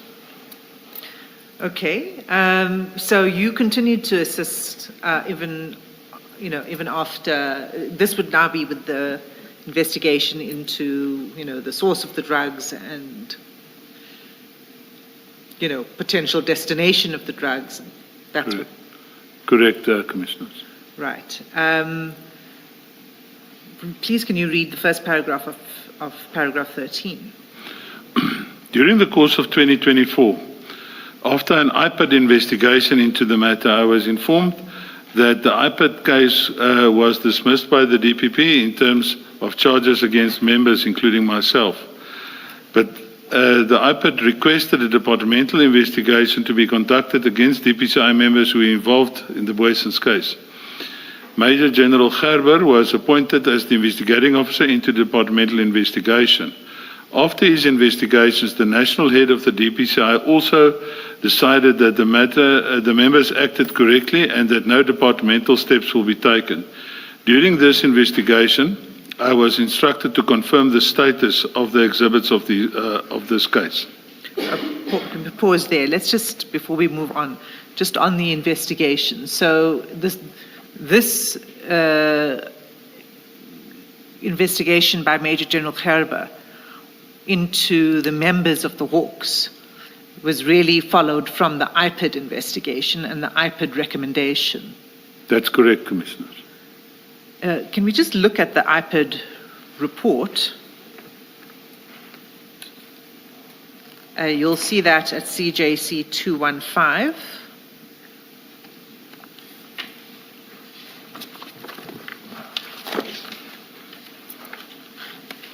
And it starts at page 76.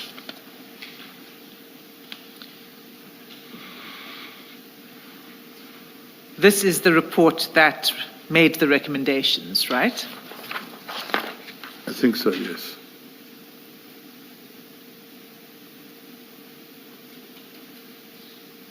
You'll see at paragraph 2.1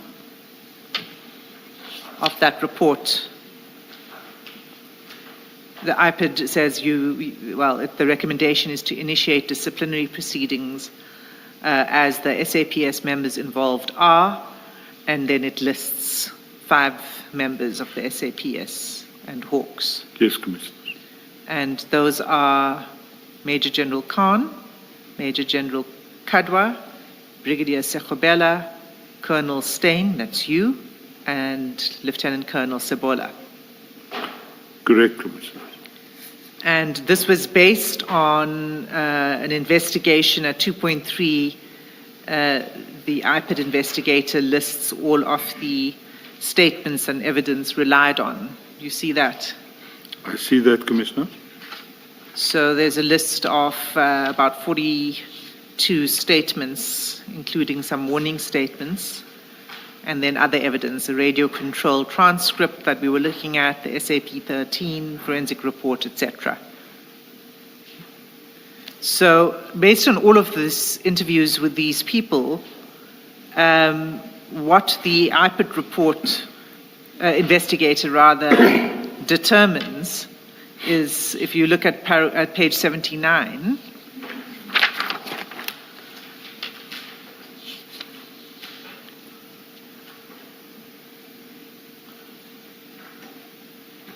the first paragraph.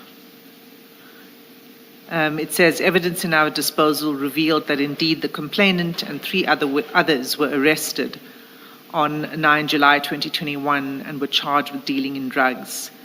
As per the Boyson's case, that's the Ayrton case number. the police arrested their colleagues who made a huge drug bust. 2 generals, namely Major General Khan and Kadwa, attended the crime scene. However, they are unable to explain as to their role at the crime scene. General Kadwa indicated that he did not do anything at the crime scene, as he alleged that he remained in his car, and later he got a report that officers were arrested. And then it goes on and says, you know, the drugs were taken to the lab, the canine unit issue, and then the recommendations. This then is what led to Major Gerbers doing his investigation, right? Correct, Commissioner. Now, I accept that you can't really comment on the IPID investigation itself. No, I can't, Commissioner. But can you tell me whether General Kadwa did exercise any control over the scene when he was there, or whether he did just remain in his car? Is that a correct statement? What I personally saw, that would be not in his car, he was standing next to his car when I arrived there. And he, while the entire time that you were present, he didn't issue any instructions or exercise any oversight? The only thing he asked me is, I must just remember to tender the initial report to him, the preliminary report to him as soon as possible. That's the only thing he told me to do while I was on the scene. And okay. Then what happens is that the recommendation is made, and who is Major General Gerber then, who is tasked with? Major General doing the Gerber, investigation? I'm not sure where he is currently, but at that stage he was or still is the provincial head of the DPCI in Mpumalanga. Okay, and did he interview you for the purposes of the investigation? He did telephonically, and I tendered the statement. Okay. I'm going to return to his conclusions. I mean, as we know, ultimately he exonerated the 4 that he investigated, right? The 4 Hawks members. Yes, all ma'am. right. I'll return to that because... You say the 4, Yes. I think there was 5, no? No, General Khan doesn't fall under the Hawks. Okay, thank you.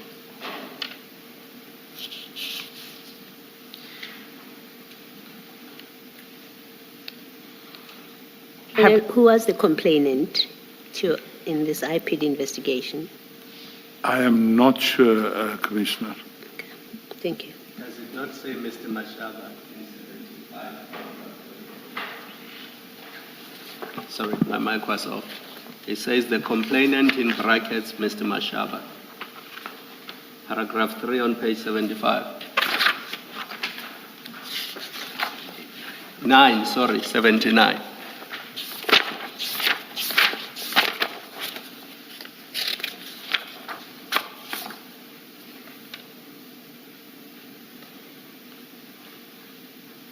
Yeah, that is indeed correct.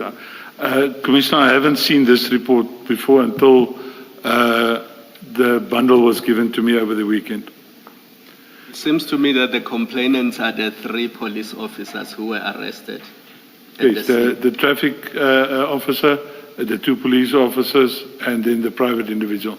I think you're 100% correct, Commissioner.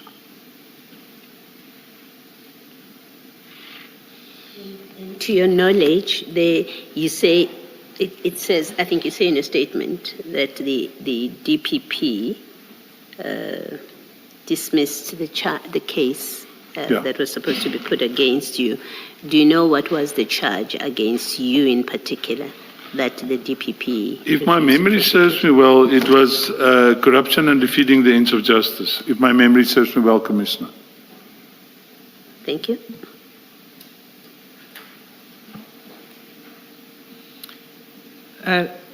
Thank you, Colonel.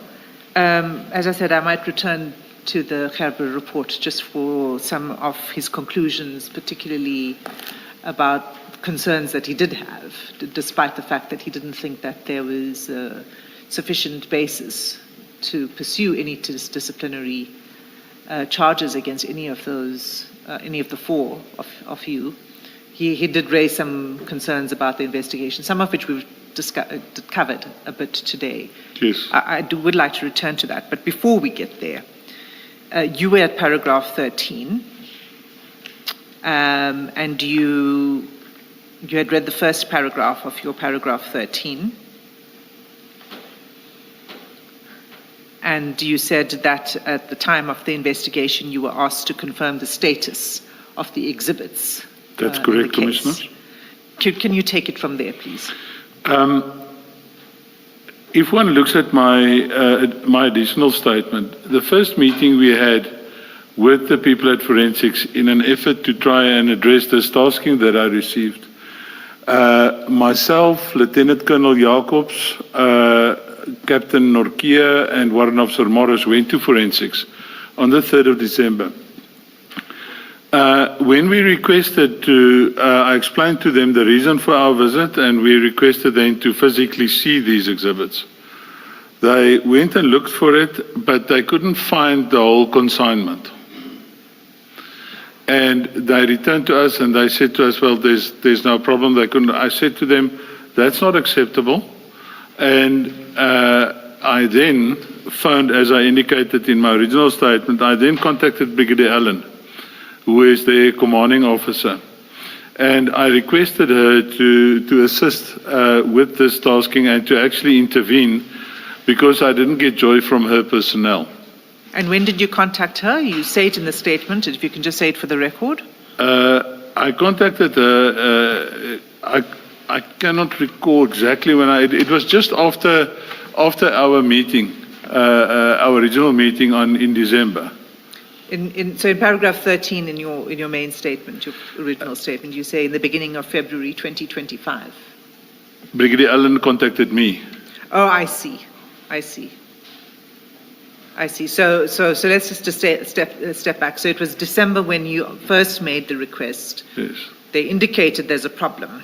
Yes. But they couldn't answer your questions to your satisfaction. So we literally called it a day and we left. So I phoned her and I asked her to intervene and assist us in so that I can adhere to this tasking that I received. Okay. And then if you could continue from there. So she then contacts you in the beginning of February. In the beginning of February, she contacted me and informed me that they found the exhibits in the storeroom, but that the exhibits were no longer in the brick form, but in forensic plastic transparent bags with no markings on it, but the bags had tags on them descripting the lab number as well as the case number. She further indicated that the consignment now only weighed 479.4 kilograms. And that 579. 579.40 kilograms, and hence that 136.46 kilograms was unaccounted for. On Wednesday, the 22nd of February of 2025, I attended a meeting with General Kadwa, Lieutenant Colonel Jacobs, and I think that Norkia and Morris was there, I'm not sure, with Brigadier Allen and some of her personnel. They could still not explain the 136.46 kilograms that was unaccounted for, and it was then that General Kadwa decided to phone the DPCI national head of anti-corruption, of the anti-corruption section, and requested an investigation into the matter. I'm not aware of the current status of this investigation. Okay, let's just unpack that a little bit. So 136.4 kgs went missing. Based on the original weight of 715.86 kilograms, it only weighed in now at 579.4 kilograms, so 136.46 kilograms was missing. And she said they were no longer in brick form. We actually viewed it. It was now just a powder in large see-through bags with tags on them. Again, when it's sealed in the evidence bags, it's got that shrink wrapped, it's tightly wrapped with the plastic. Correct. now that had been, so is the evidence of Brigadier Allen that it was now, that had been removed? She informed us, if my memory serves me well, that wrapping, are we talking about the wrapping with the markings logos. on it, Yes. logos on it? She indicated that started to deteriorate. And obviously because of the fact that they had to remove some of this powder to actually analyze it, that wrapping then deteriorated further because they literally, if I understand it correctly, they tested every brick. So because they opened those bricks, it started to deteriorate, and they decided to remove the wrappings and just put it in other bags that they used then to put the evidence in after they've analyzed it. Do they test all of it? Do they test the 715 kgs or just a sample of it? Commissioner, they cannot test, if they test all 700 of it, there's nothing left. Yeah. So it would be small samples out of each brick, in my understanding that they do test, Commissioner. And here's my follow-up question. Is it not possible then that it is the sample that was used for testing that is missing? Not 136 kilograms, Commissioner. That's not possible, sir. So they cannot use 130 kilograms for testing? No, Commissioner, definitely not. So it's literally grams or milligrams that they use to test, Commissioner. So it's now in powder form, and 136 kgs are not accounted for. That's quite a lot to carry out of the storage room. Indeed. It was quite upsetting to us at the time, yeah. So you say that you attended the meeting. They couldn't explain anything further, right? But was this meeting at the FSL? Correct, Commissioner. And then did you go to inspect the exhibits and the storage space?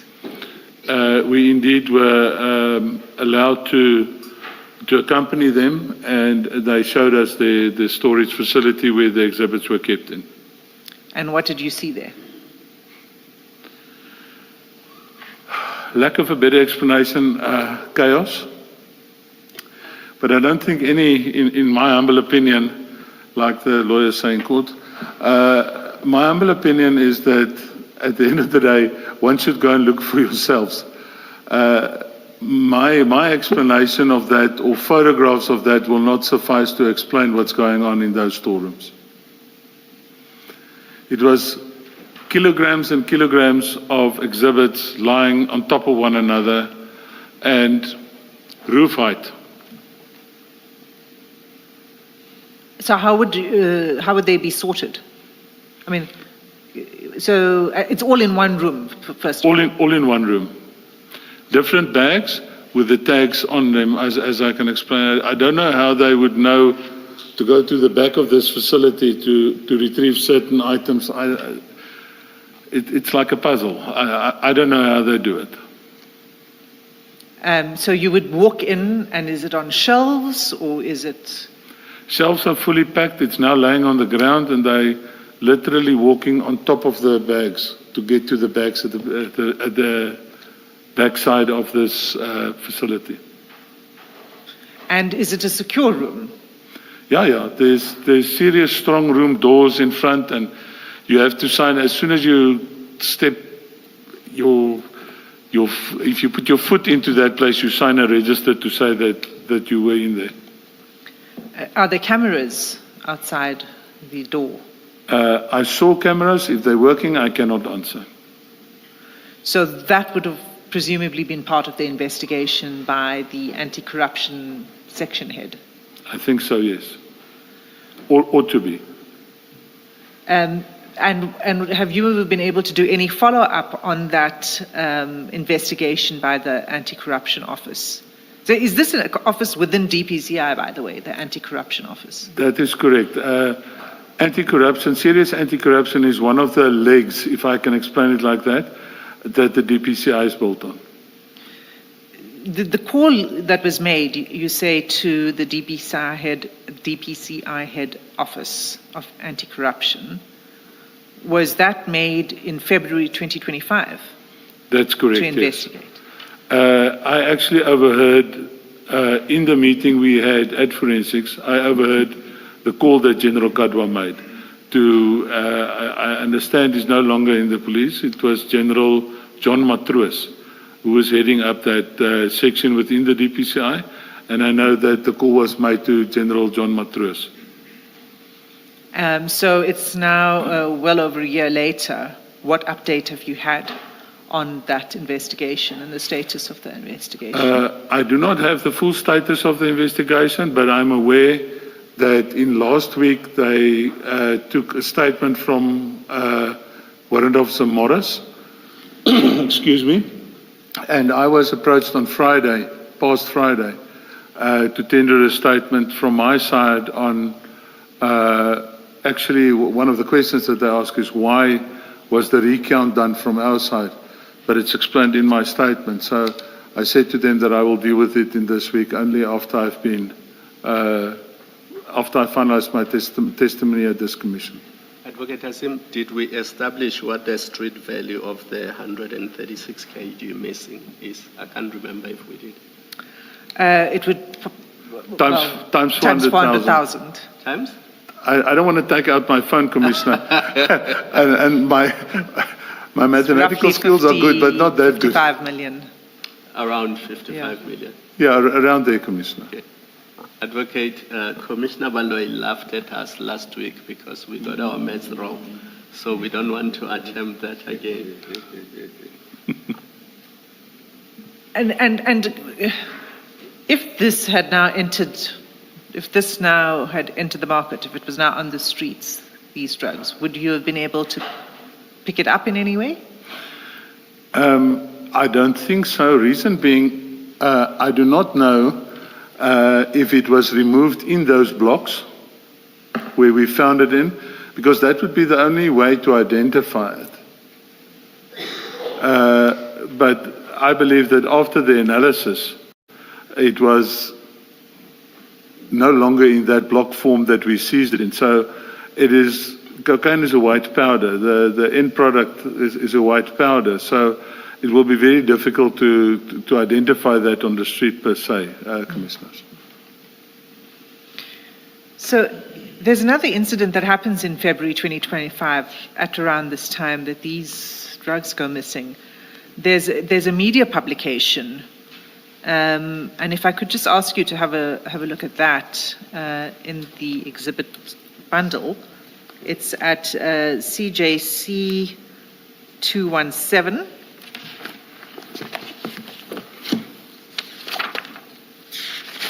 Page 109 of the bundle.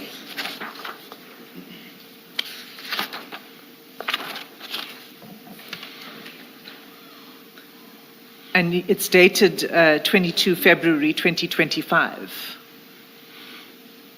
And the title of this media report is Crime Intelligence Battle, Key Witnesses in Feroz Khan Disciplinary to Face Drug Charges. Right? The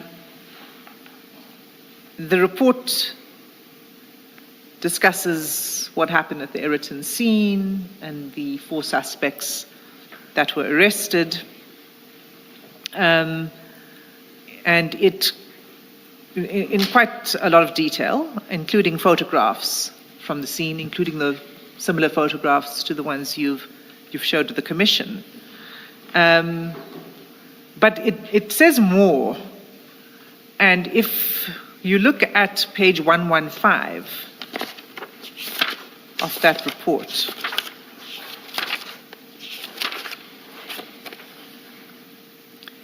okay, now if you look at, for example, from the second paragraph of that report, of this media article,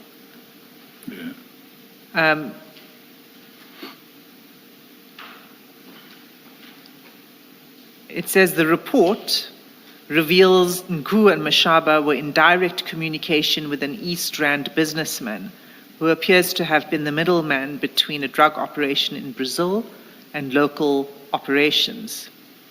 It then goes on to talk about chats from encrypted messaging services that revealed that Nku was talking about certain employees at the Durban port that were, in inverted commas, our guys.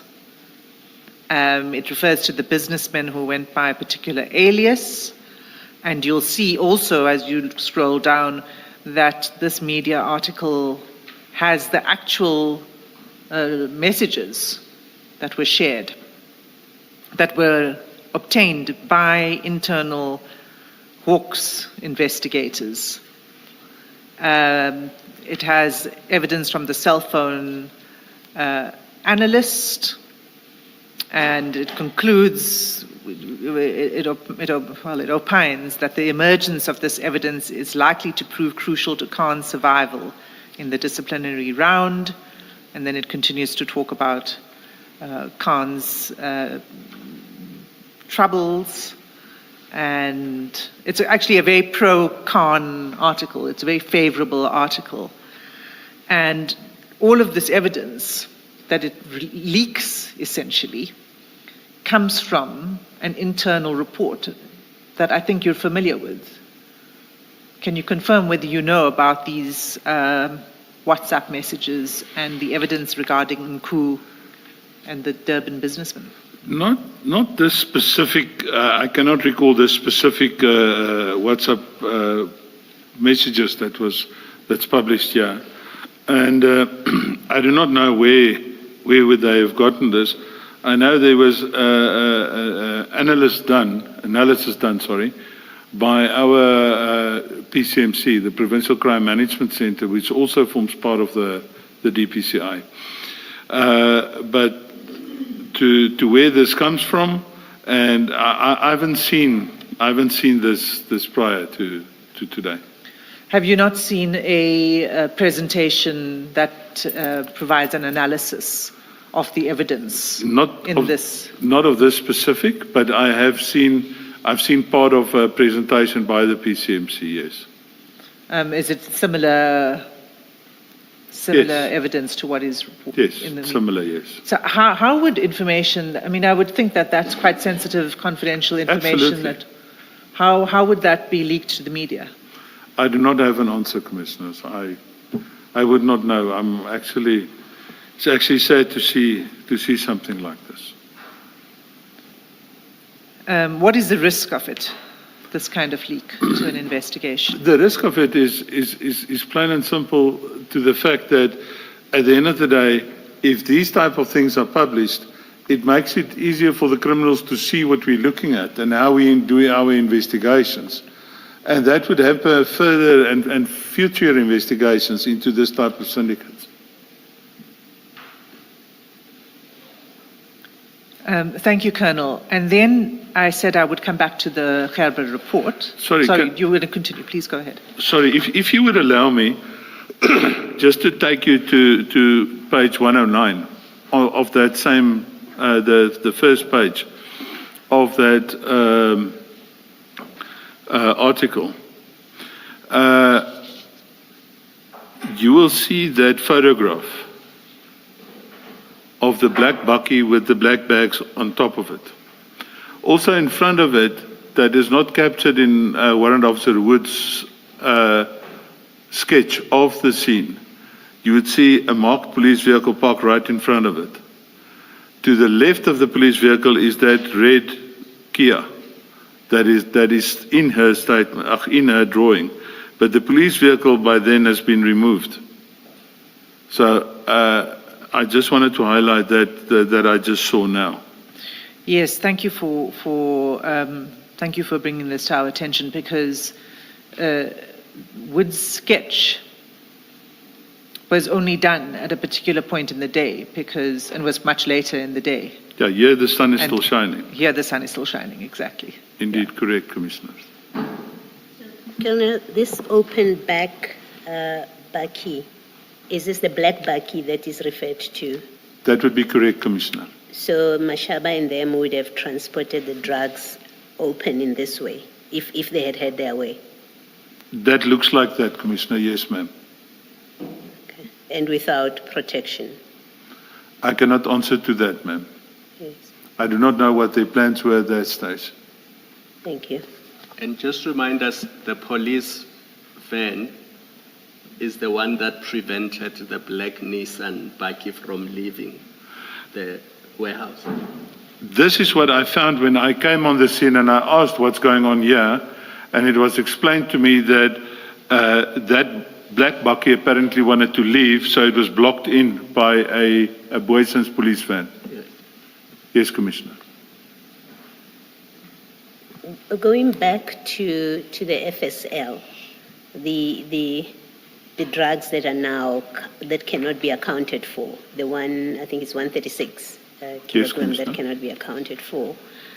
Do you know if FSL has conducted its own investigation of what happened, because this was in their custody? I'm not sure. I think Brigadier Allen can attest to that, Commissioner. I will not be able to comment on that. And you haven't seen any FSL records that account for who handled these drugs at different stages until the amount of 751 has reduced to the 579? You haven't seen any records of that? The only records I could see was the 212 statements by the analyst of people handling the drugs, Commissioner. Apart from the 212 statements where the people's names appear that did the analysis, I'm not able to give any other names. Okay. Thank you. Thank you, Commissioner.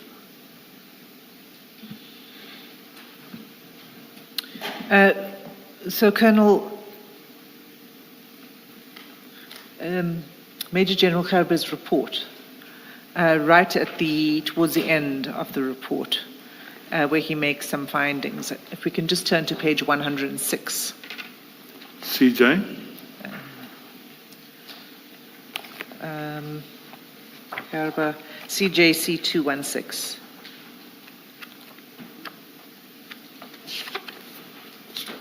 CJC 216, and specifically page 106.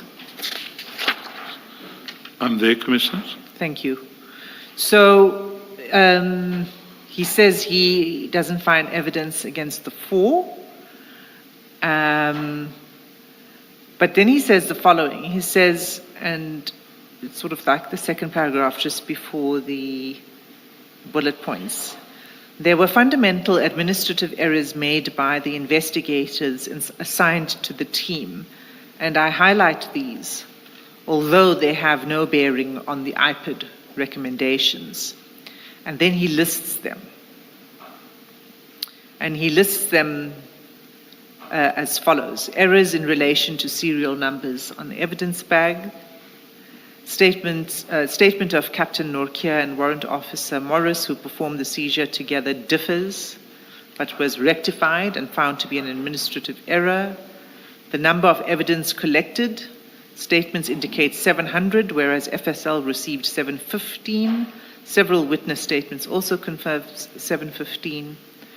The 1 brick of cocaine recovered by LCRC and handed over to DPCI, indicating members did not fully explore and receive all exhibits, a human error given the circumstances. Next, premature arrest of police officials, albeit justified based on circumstances at the crime scene. If allowed time to investigate, a different outcome may have been achieved. Lack of follow-up on alibis, thus allowing the defense to obtain statements and providing such in their representations to DPP. Statements from commanders, but initially indicated telephonically they were not aware of what their members were doing, but later changed their version, should have been obtained immediately. And this is, at least for me, the most important thing about all of that, is the next sentence. He says, the above will have serious implications on any future representations made by the DPCI to have the Boyson's case placed back on the roll. So the effect of it is no successful prosecution will come from this. Yes, Can you comment on that and the shortcomings that Major General Gerber identified?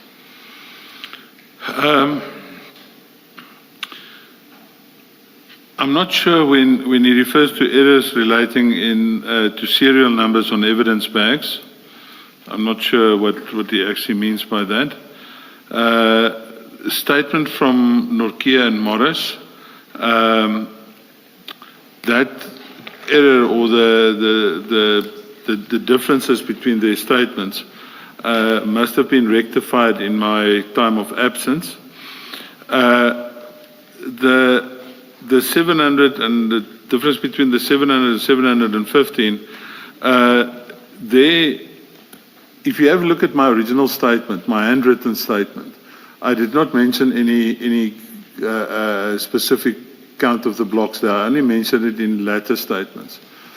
And I might have based my statement on the 212 statement from FSL. But as I said on the outset, my statement is to the best of my recollection.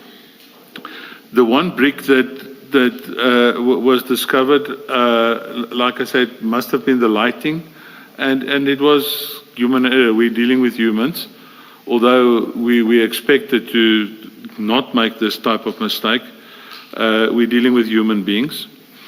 In terms of the premature arrests, that is a 50-50 issue in my opinion.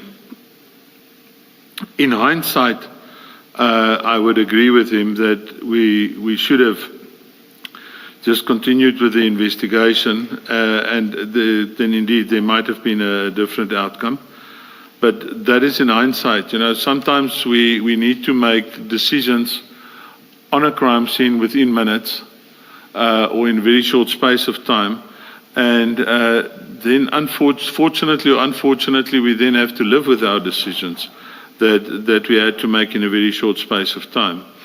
The lack of follow-ups on the alibis,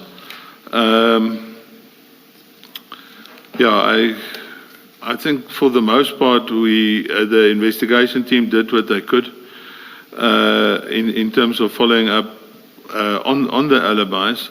The statement from the commanders, I was aware of a situation where certain of the commanders of the members that were arrested, I'm aware of the fact that those initial indications telephonically that they were not aware of the members on the scene, and later they said, no, we were aware of the members on the scene in statement form. That is worrisome, definitely worrisome as well. So that's basically my comments on these points. But yeah, if unfortunately we don't always have a do-over in life, but I would do certain things differently. For example, the investigation before the arrest. But yeah. Unless there are any questions from the commissioners, that's it from me. Can I just, the supplementary statement, should we amend that reference to 134? It would clearly be incorrect because I think it's on page 12. No, sorry.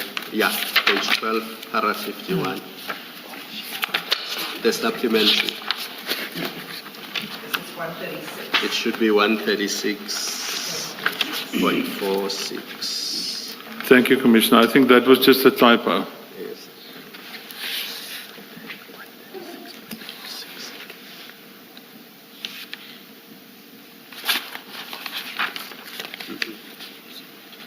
I think it's in paragraph 51, it's the same thing. Yes. Yeah, that's where I was. 51 and 52. Yes. Both 51 and references. 52.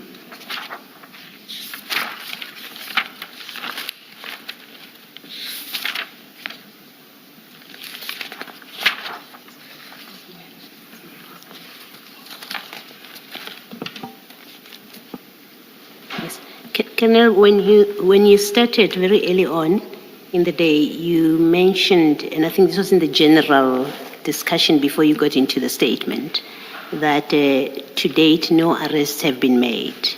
Was it in relation to the drugs themselves, the seized drugs, or members of the SAPS? Commissioner, on the scene, as indicated, there were 4 people arrested. In the interim, that case has been removed from the roll after representations. And after that, I'm not aware of anyone else that was arrested on this case relating to the exhibits, relating to their conduct and the like. Okay. And disciplinary action against Mr. Mashaba and the other 2 members? I'm aware that there was disciplinary actions. I cannot recall which one. The one was one of the officers. I think it was the officer from, not the national one. If the advocate can just maybe assist me. Was the guy driving the black bakkie? That was... Makhane. Yeah, I think he was suspended. But I'm just talking of things that I heard, Commissioner. I cannot testify to that fact as a fact. And do you know whether any of them or all of them are still in the employ of the state? The traffic chief and the other I think members? the chief is. Okay. And I know at least one of the SAPS members are still also employed. I'm not sure about the third SAPS member, the second SAPS member, Commissioner. Thank you. Thank you, Kevin. Thank you, Commissioner. Thank you, Mr. Sun. Can I take you back to page 109 of the exhibits bundle?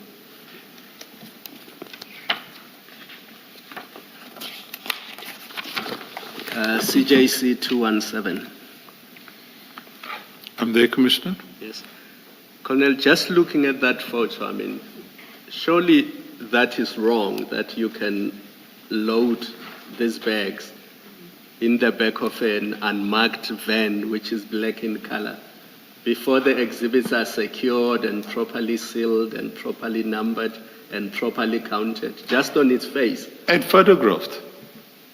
It was not photographed before this. They haven't even been counted or put in seal bags or anything like that. Somebody has loaded them in what is clearly a private vehicle, and they are removing them from a crime scene.